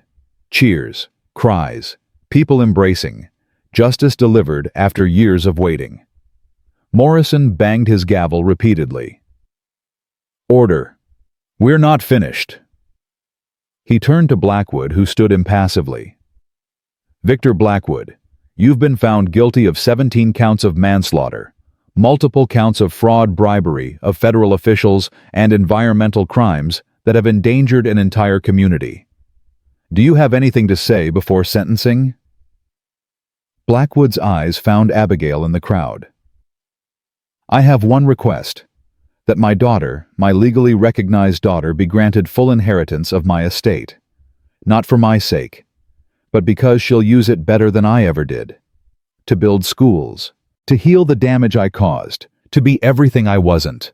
Morrison looked at Abigail. Miss Nighthawk, do you accept? She stepped forward, chin high. I accept, on one condition.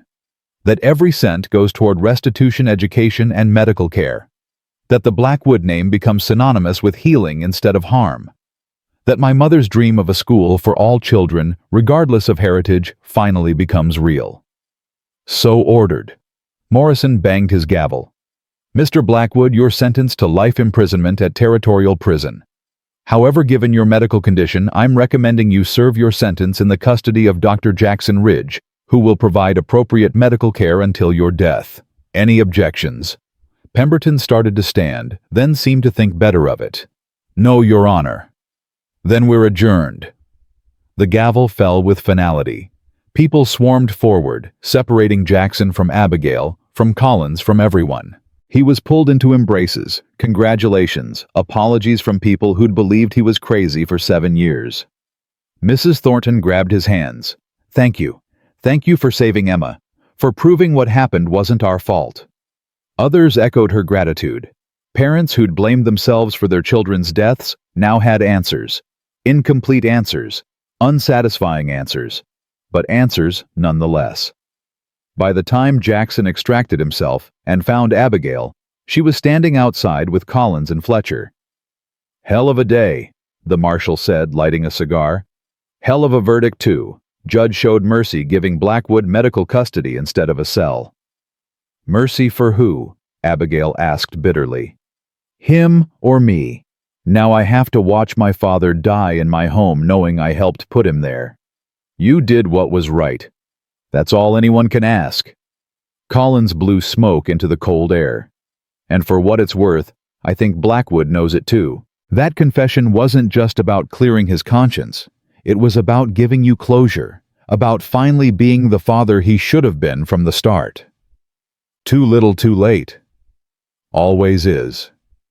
Fletcher shifted his wounded shoulder gingerly. But late is better than never. Take it from an old man who's seen plenty of both.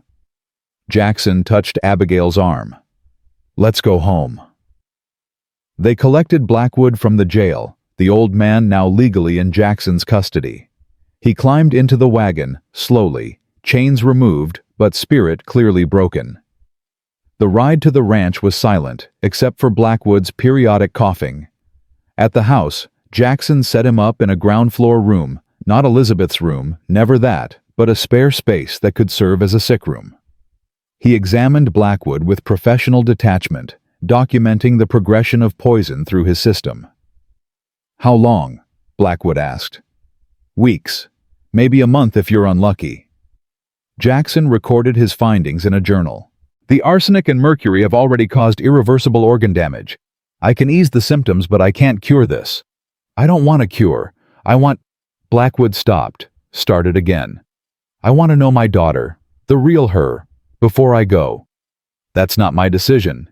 Jackson closed his journal. That's hers, and you've given her no reason to grant it. I know. Blackwood lay back on the pillows looking suddenly ancient. But I'm asking anyway. Not as a dying man seeking forgiveness, as a father who finally wants to know his child. Jackson found Abigail in the kitchen, helping Fletcher prepare dinner, despite the old man's protests. She moved mechanically, chopping vegetables with unnecessary force. He wants to talk to you, Jackson said. I have nothing to say to him. Maybe not, but maybe you have things you need to hear. Jackson pulled out a chair, sat. 7 years ago, I lost my daughter before I could say goodbye, before I could tell her everything I needed to say. I'd give anything for one more conversation. You have that chance. With the man who rejected me, who poisoned me, who's your father, for better or worse. And in a few weeks he'll be gone. Then any chance for answers goes with him. Jackson reached across the table. I'm not saying forgive him. I'm saying don't carry unanswered questions the rest of your life. That weight's heavier than you think. Abigail set down the knife, stared at her hands. What if I ask, and the answers make everything worse? Then at least you'll know. Knowledge might hurt, but wondering hurts longer. She sat in silence for a long moment, then stood. 5 minutes. That's all he gets. Jackson watched her walk toward Blackwood's room, spine straight, shoulders squared. Sarah Nighthawk's daughter facing the man who'd failed them both. He didn't follow. Some conversations needed to happen without witnesses. Instead, he stepped outside into the gathering dusk. Stars were beginning to emerge sharp and cold against the darkening sky. The air tasted clean for the first time in years, like the poison was finally clearing. Fletcher joined him on the porch. Think she'll forgive him? No, but maybe she'll understand him. That's worth something. Is it understanding evil doesn't make it less evil?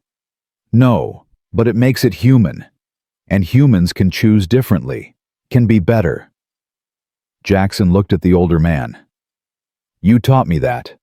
After the war, when I came back broken, you told me the only way to live with what I'd done was to be better going forward. You were a surgeon saving lives, not a man poisoning children. I was a killer with a license, same as any soldier. Jackson's voice roughened. I took lives to save lives, made impossible choices, and when I couldn't save Elizabeth, when I failed the one time that mattered most. You spent 7 years punishing yourself, I remember. Fletcher clapped his good shoulder. But you're done with that now. You saved Emma, saved Abigail, proved what killed Elizabeth. That's enough penance for any lifetime. Is it enough for Elizabeth, though? Elizabeth's dead son. Nothing's enough for the dead. But you're alive. And so's Abigail, and Emma, and every child in redemption who won't drink poisoned water anymore. Fletcher's weathered face creased in a smile. That's who you owe. The living, not the dead. Inside, a door opened. Abigail emerged, face unreadable. She found them on the porch, stood between them without speaking. How'd it go? Jackson asked finally. He told me about my mother, about falling in love with her during the war, about being too afraid to choose her over society's approval. Abigail's voice was steady, dry. He told me he watched me for years in his house, wanting to claim me, but never finding the courage. That the accusation of theft was desperation, not malice. Do you believe him? I believe he believes it. Whether it's true. She shrugged. Does it matter? He made his choices. I'm making mine. And my choice is to let him die, knowing his daughter forgives him, even if she doesn't forget. Jackson studied her face. That's generous. That's survival. Carrying hate for a dying man would poison me as surely as his mind poisoned this town. Abigail looked at the stars. My mother used to say, forgiveness isn't for the person who wronged you. It's for yourself. A way to put down weight you were never meant to carry. Sarah was a wise woman. Sarah was a woman who loved a man who didn't deserve her. But she didn't let that ruin her. Didn't let it make her bitter. Abigail turned to Jackson. She taught me that we're not our parents' mistakes. We're our own choices. And I choose not to let Victor Blackwood define me, not by hating him, not by loving him, but by being better than he ever was. Fletcher nodded approval. Your mama's daughter for certain. They stood together in the cold, watching night claim the sky. Behind them, the house glowed with lamplight. Inside, a dying man faced his final weeks. Outside, the people he'd wronged tried to figure out how to build something better from the wreckage. It wasn't perfect. It wasn't even fully healed. But it was honest. And sometimes honest was the best anyone could hope for. Tomorrow would bring new challenges. The business of closing the mine, establishing Sarah's school, helping families rebuild, watching Blackwood die by inches. But tonight, they rested. 3 damaged people bound by circumstance and choice, finding in each other something like family. The stars wheeled overhead. Winter released its grip degree by grudging degree, and in Montana territory where snow and secrets had buried truth for too long, spring waited just beneath the frozen ground. Ready, patient, inevitable. The weeks that followed moved like water wearing down stone, slow but inexorable. Jackson tended Blackwood with clinical professionalism, documenting the poison's progression through his system, while Abigail transformed the Blackwood mansion into something that might eventually heal what it had broken. On the third morning after the trial, Emma Thornton appeared at the ranch with her mother, the girl's arms full of wildflowers, despite winter's lingering grip. "For Dr. Ridge," Emma announced, thrusting the bouquet forward. "Mama says you saved my life." Jackson accepted the flowers, awkwardly unused to gratitude that came without conditions. "You did most of the saving yourself. You're strong." "Like Abigail." Emma turned to where Abigail stood in the doorway. "Mama says you're building a school. Can I come, even though I'm not fancy?" "Especially because you're not fancy." Abigail knelt to Emma's level. "The school's for everyone. Rich, poor, white, Cherokee, mixed blood doesn't matter. If you want to learn, you're welcome." Emma's face lit up. "Can I learn healing like you do with plants and medicine?" "If that's what calls to you." Abigail glanced at Jackson. "And maybe Dr. Ridge will teach you real medicine too. The kind that saves lives." Jackson found himself nodding before he'd consciously decided. "We'll need doctors. Good ones. Ones who understand both old knowledge and new." Mrs. Thornton wiped her eyes. "She'd be honored. We'd be honored." After they left, Fletcher appeared with coffee and his usual blunt wisdom. "You're building something here. Something that matters. Abigail's building it. I'm just part of it. Don't sell yourself short." Fletcher sipped his coffee. "That girl in there, she's good for you. Reminds you who you used to be before grief made you forget. She's Sarah's daughter. She reminds me what's worth fighting for. She's more than that, and you know it." Fletcher's eyes held understanding that came from decades of watching people lie to themselves. "Question is whether you're brave enough to admit it." Jackson didn't answer. Couldn't. Because Fletcher was right, and the truth scared him more than any bullet had during the war. Inside Blackwood's sick room, the dying man was having what Jackson recognized as a lucid day, the kind that came less frequently now as the poison tightened its grip. "How long?" Blackwood asked, as he did every morning. "Days. Maybe a week."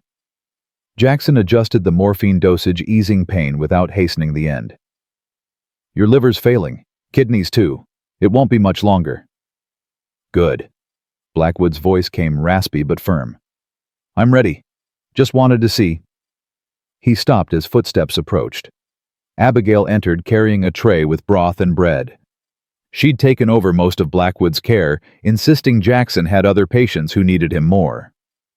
"You need to eat," she said, setting the tray on the bedside table. "I need to talk to you." Blackwood struggled to sit up. "Both of you. There's something I haven't told anyone. Something that matters." Jackson helped prop him against pillows while Abigail pulled up a chair, her expression carefully neutral. "The mine collapse that killed Garrett." Blackwood began coughing through the words. "It wasn't an accident." "We suspected sabotage," Jackson said. "It was. But not by me. Not by anyone working for me." Blackwood's yellowed eyes fixed on them with desperate intensity. "My business partner, Theodore Ashford, he ordered it. Wanted to bury the evidence. Wanted to bury all of you." Abigail's hands fisted in her lap. "Why are you telling us this now?" "Because he's still out there. Still dangerous. And he knows you have documents that could destroy him too." Blackwood grabbed Abigail's wrist with surprising strength. "He won't stop. Even with me dead, he'll come for you. For what you know." "Where is he?" Jackson demanded. "Gone to ground. But he'll surface once I'm dead. Once he thinks it's safe." Blackwood released. Abigail fell back against the pillows. "He has resources, connections, men who'll kill for money and ask no questions." "Then we find him first." Abigail stood abruptly. "We take the fight to him before he brings it here." "No." Jackson's voice came hard.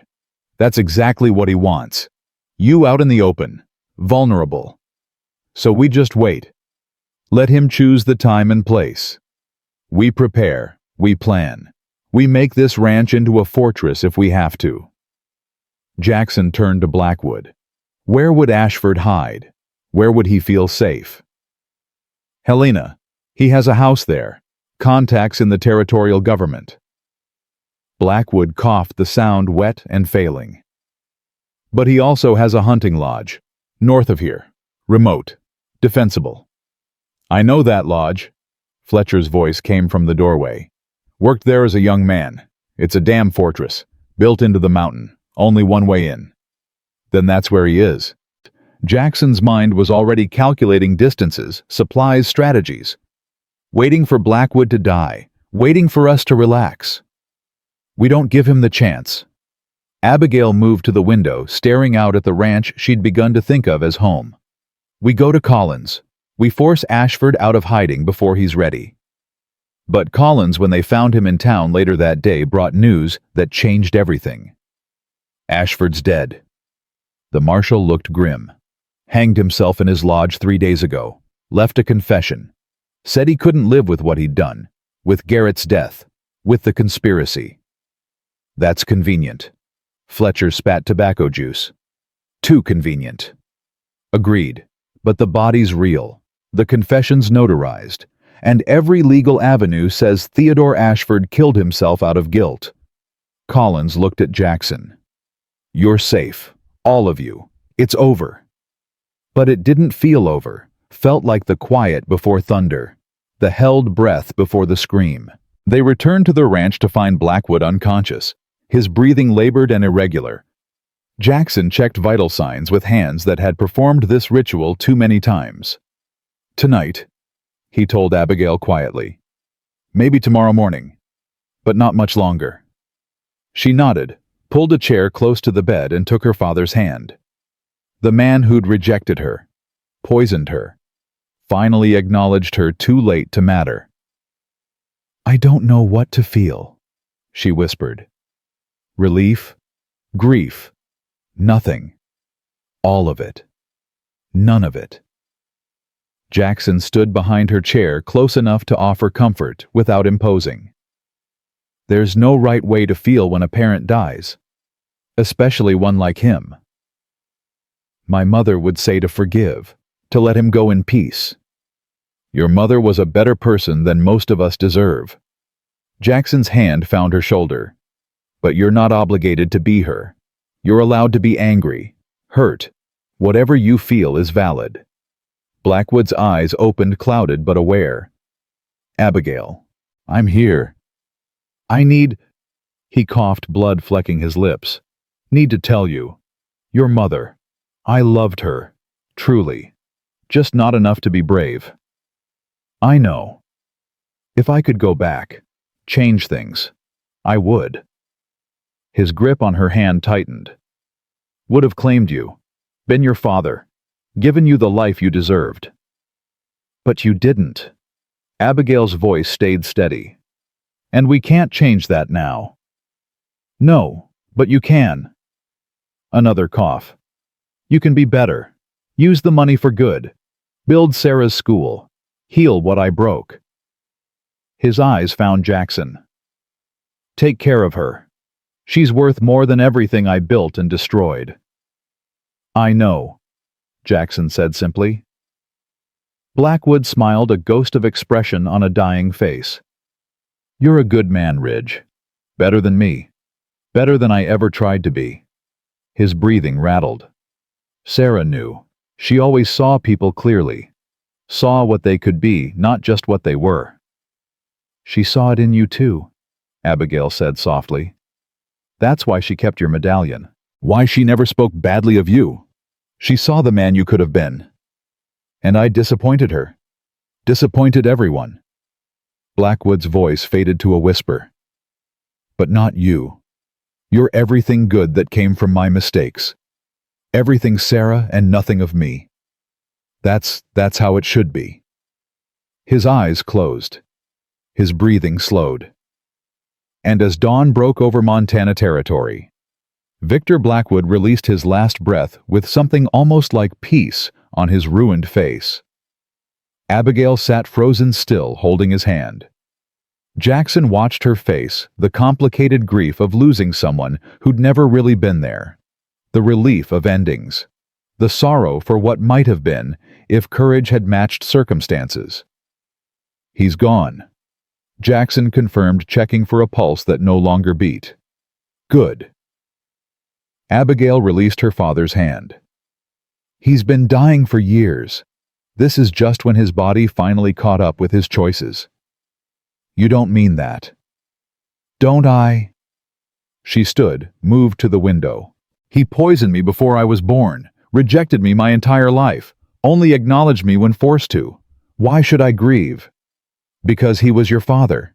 And because grief doesn't require love, just loss, and you've lost the possibility of him ever being better. Abigail was silent for a long moment. Then her shoulders shook, and tears came not for the man who'd died, but for the father who'd never lived. Jackson held her while she cried, offering comfort without words, because words couldn't bridge the gap between what was and what should have been. They buried Blackwood 3 days later in the town cemetery, despite protests from people who thought he deserved less. Abigail insisted, and her word carried weight now as the heir to his fortune and the architect of redemption's rebuilding. He was terrible, she said at the brief graveside service.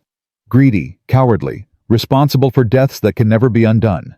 But he was also human, and humans deserve burial and remembrance, even the worst of us. So we bury him, we remember, and we use his mistakes to build something better. Afterward, people approached with stories, good stories, times when Blackwood had helped someone, had shown kindness, had been briefly the man he might have been with different choices. He paid for my son's schooling, one woman said. When my husband died, Blackwood made sure the boy could still learn. He forgave my debt, a miner added. Said families shouldn't starve over money. Slowly, a complicated picture emerged.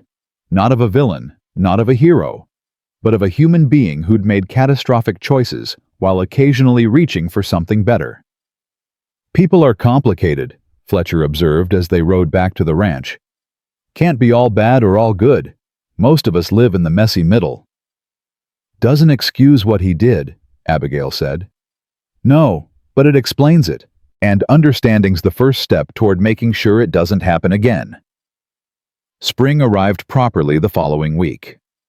Snow melted rapidly, revealing grass struggling toward green and flowers pushing through frost-hard earth. The land was waking up, and so was redemption.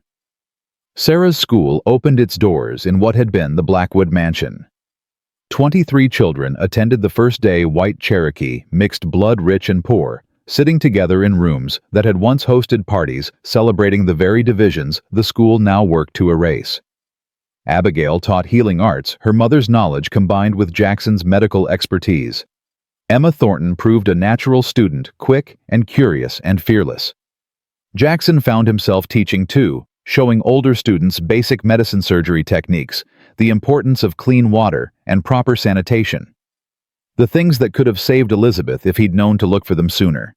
You're good at this, Abigail told him one afternoon, watching him explain anatomy to a dozen wide-eyed teenagers. Teaching, giving knowledge instead of just applying it. It's easier than surgery. If I make a mistake teaching, no one dies. But if you teach well, someone might save a life you'd never reach. That's worth something. She was right, though Jackson struggled to admit it. His entire life had been built on being the one who saved people directly. On his hands, his skill, his knowledge. Sharing that knowledge felt like losing control. Trusting others to carry what he'd spent decades building.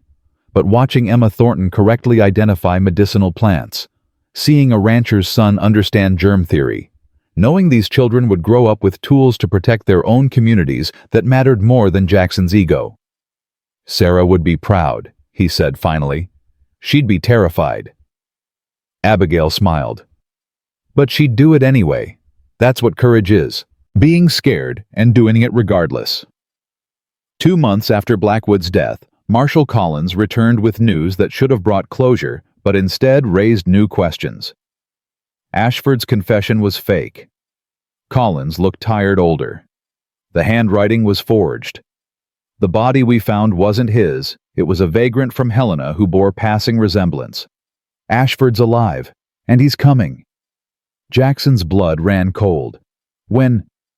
Don't know, but he's hired guns, professional killers, and he's made it clear he wants Abigail dead and the evidence destroyed. Collins pulled out wanted posters. These men have been seen asking questions in Helena, about the school, about you, about vulnerabilities.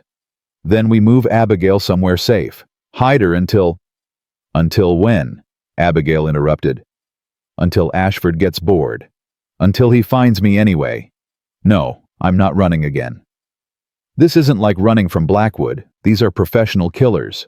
You can't fight them with righteous anger and Cherokee medicine. Jackson's voice rose despite his efforts to stay calm.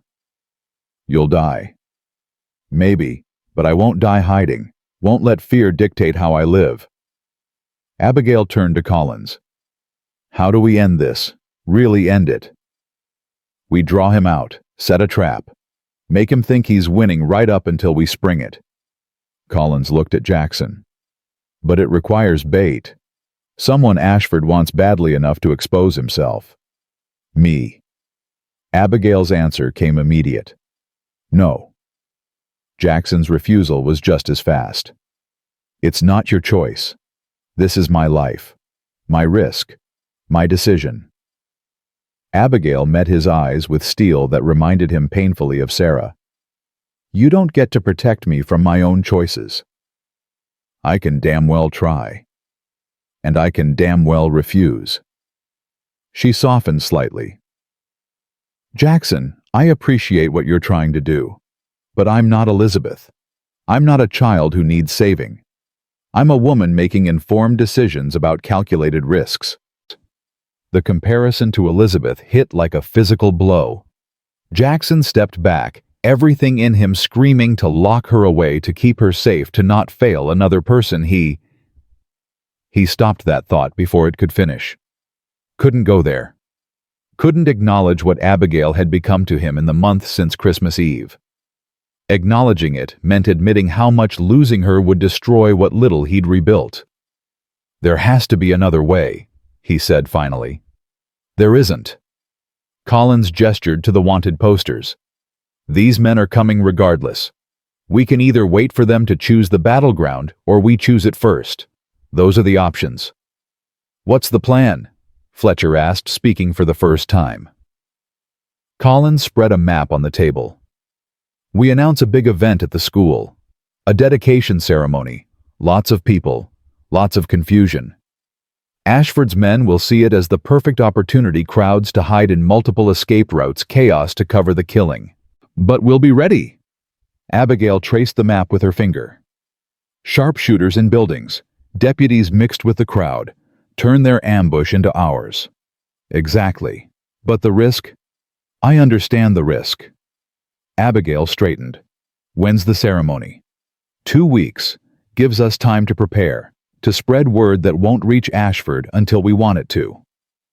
Collins looked at Jackson. I need your agreement. Won't do this if you're not on board. Jackson wanted to refuse. Wanted to tear up the map and lock Abigail somewhere Ashford could never find her. Wanted to turn back time to Christmas Eve and send her away instead of taking her in. But that would make him exactly what Blackwood had been, a man who made choices for others out of fear instead of trusting them to make their own. I'm in, he said, but we do this smart. We prepare for every possibility, and we don't take unnecessary risks. Agreed. Collins began marking positions on the map. We've got 2 weeks to make this ranch and that school into fortresses. Let's not waste them. The preparation that followed was methodical and exhausting. Jackson taught basic combat medicine to ranch hands who'd never held anything more dangerous than a branding iron. Abigail practiced with the rifle until her shoulder ached from recoil. Fletcher coordinated with Collins to position deputies and weapons. And at night, when everyone else slept, Jackson lay awake calculating odds and probabilities, trying to figure out how to guarantee an outcome that couldn't be guaranteed. How to save someone who refused to hide. On the 6th night, Abigail found him on the porch, staring at stars that offered no answers. "You're going to exhaust yourself before the fight even starts," she said, sitting beside him. "I'm fine." "You're terrified. There's a difference." She pulled her shawl tighter against the spring chill. "Talk to me. Really talk." "What do you want me to say? That I'm scared. That every plan has 100 ways to fail. That I've already lost one person." He stopped. Couldn't finish. "One person you what?" Her voice came soft. "Dangerous." Jackson looked at her. Really looked.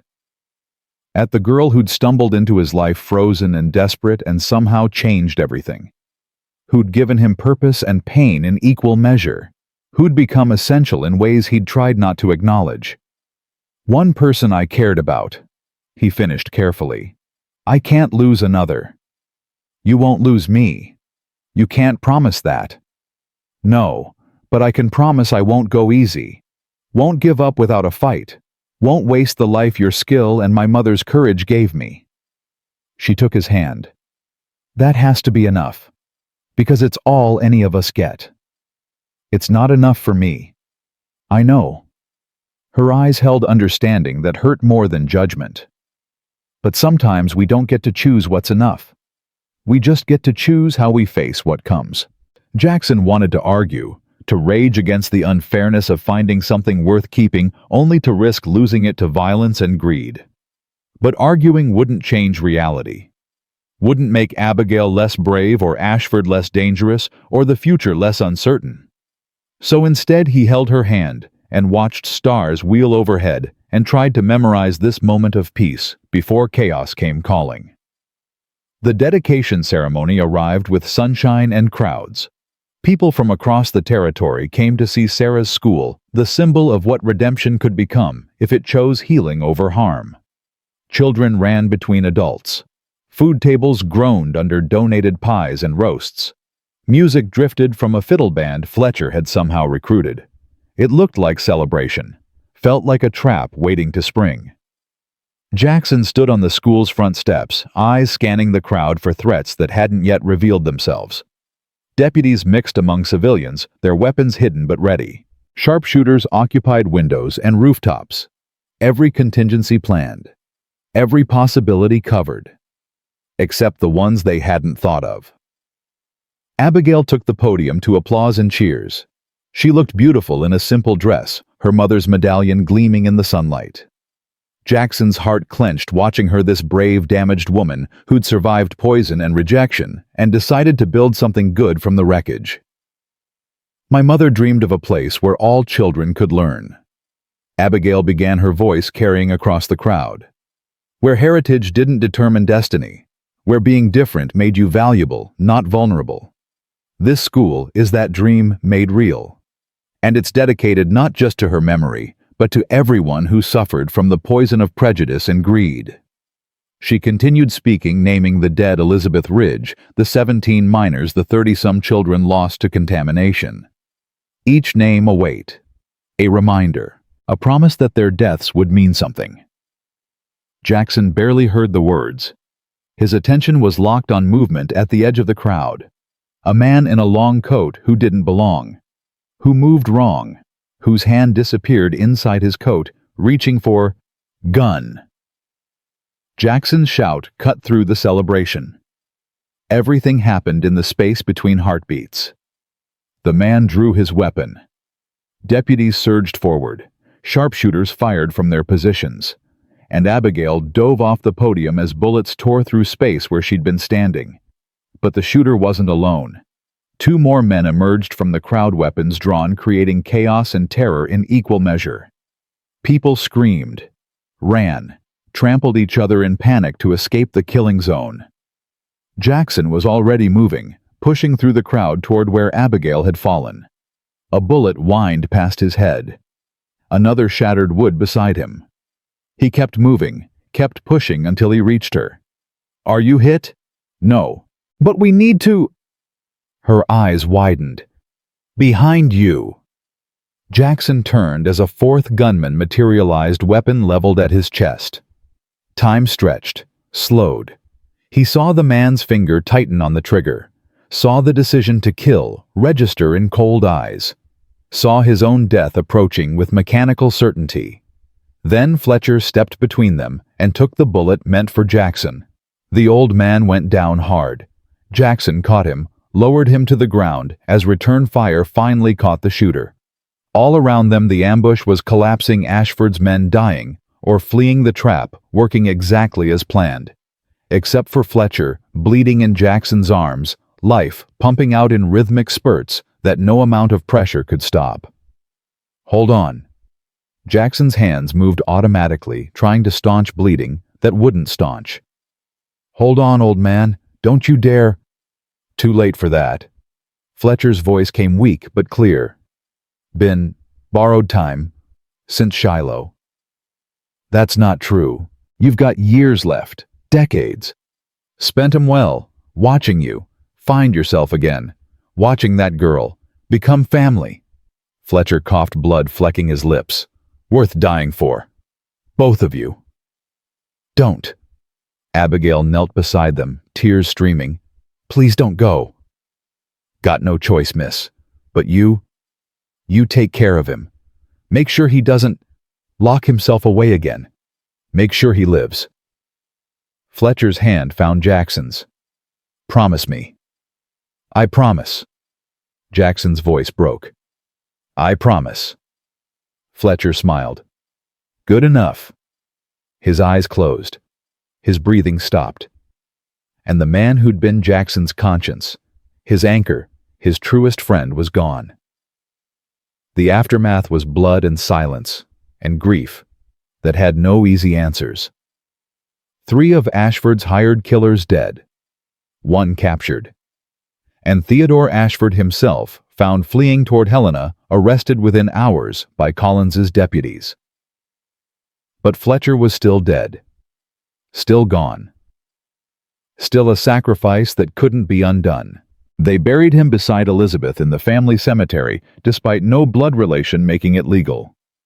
Fletcher had been family in all the ways that mattered, had earned his place among the people Jackson loved and lost. "He died saving you," Abigail said as they stood over the fresh grave. "Saving us both. That means something. It means I failed him, like I failed Elizabeth, like I... No." She grabbed his face, forced him to meet her eyes. "You didn't fail anyone. Fletcher made a choice, a brave choice, and you honor that by living the life he died to protect, by being the man he believed you were. I don't know how to be that man anymore." "Yes, you do. You've been being him for months, teaching, healing, building instead of hiding." Her hand stayed on his face. "You just have to keep choosing it, every day. That's all courage is, choosing right over easy." Jackson looked at this woman who'd survived everything the world threw at her and somehow stayed soft enough to comfort him. Who'd forgiven the unforgivable and built schools from blood money. Who'd taken a dying man's fortune and turned it into hope. "I love you," he said. The words surprised him less than they should have. "I didn't want to, tried not to, but I do." Abigail smiled through her tears. "I know, I've known for weeks, was just waiting for you to catch up. I'm slow sometimes." "You're careful. There's a difference." She kissed him gently. "And for the record, I love you too. Have since Christmas Eve, when you brought me in from the snow and gave me a reason to stop running. We're a mess. We're survivors. There's a difference." She took his hand. "Come on. We've got a school to run and a town to heal and about 1,000 other things that need doing. Can't we just stay here, grieve properly?" "We'll grieve while we work. That's what Fletcher would want. That's what everyone we've lost would want."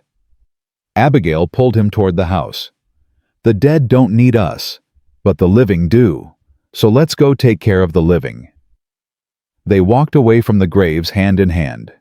Behind them, the dead rested in peace. Ahead, the living waited with needs and hopes and futures that still needed building. Summer came early that year, melting the last of winter, and bringing green to land that had been white too long. Sarah's school thrived. Emma Thornton discovered a talent for medicine that made Jackson think she might one day be better than he'd ever been. New families moved to Redemption, attracted by promise of clean water and honest opportunity. And at the Ridge Ranch, Jackson and Abigail built something neither had expected to find a home. Not perfect, not without grief, but honest and earned and worth keeping. On a morning 6 months after Fletcher's death, Jackson found Abigail in what had been Elizabeth's room and was now a library dedicated to medical texts and Cherokee healing wisdom. She was organizing books, humming something that might have been a lullaby. "You're happy," he observed. "Surprised. Little bit. After everything. After everything, we're still here. Still building. Still choosing each other." She set down the book she'd been holding. "That's worth being happy about." Fletcher would agree. Fletcher would say we're taking too long to make it official. She gave him a look that held challenge and invitation. "When are you going to ask properly?" Jackson pulled the ring from his pocket, his grandmother's passed down through generations and waiting for someone worth wearing it. "Abigail Nighthawk, will you marry me and make Fletcher's ghost stop haunting me about propriety?" That's the worst proposal in history. Probably. But is it a yes? It's a yes. She kissed him hard enough to prove it. "Now take me into town so everyone can pretend to be surprised." They were married in the school with half of Redemption in attendance. Emma Thornton served as flower girl. Collins officiated. And somewhere in the ceremony, Jackson felt Fletcher's approval like sunlight breaking through clouds. Afterward, standing on the steps of Sarah's school with his wife beside him and a community around him that had learned to choose healing over harm, Jackson finally understood what redemption actually meant. Not erasing the past, not pretending the dead could be replaced, but choosing to build something better from the wreckage. Choosing to love despite loss. Choosing to stay soft in a world that made hardness easy. "What are you thinking?" Abigail asked, watching his face. "That Christmas Eve when I found you in the snow, I thought I was saving you." "You did save me." "No." Jackson pulled her closer. "We saved each other. And then we saved a town. And now we're building something worth all the pain it took to get here. Sarah's dream. Our dream now." Jackson looked at the school, at the children playing without caring about blood or heritage, at the future being built from pieces of a broken past. "Think it's enough. Think what we're building here matters. I think every person we help matters. Every child we teach matters. Every life we save matters." Abigail touched his face. "And I think Fletcher and Sarah and Elizabeth would all agree." "Yeah." Jackson kissed her forehead. "Yeah, they would." Around them, Redemption celebrated not forgetting its past, but refusing to be imprisoned by it. Choosing instead to become the town its name had always promised, a place where people could start over, where mistakes could be forgiven without being forgotten, where healing was possible if you were brave enough to try. And in Montana territory, where winter had once buried everything good, spring had finally arrived to stay. Not perfect, not without scars, but alive and growing and reaching toward light that no amount of darkness could permanently extinguish. That was redemption. That was hope. That was everything Fletcher died protecting, and Sarah dreamed of building, and Jackson and Abigail would spend their lives defending the simple, impossible truth that choosing love over fear, healing over harm, and courage over comfort could actually change the world. One person, one choice, one brave moment at a time.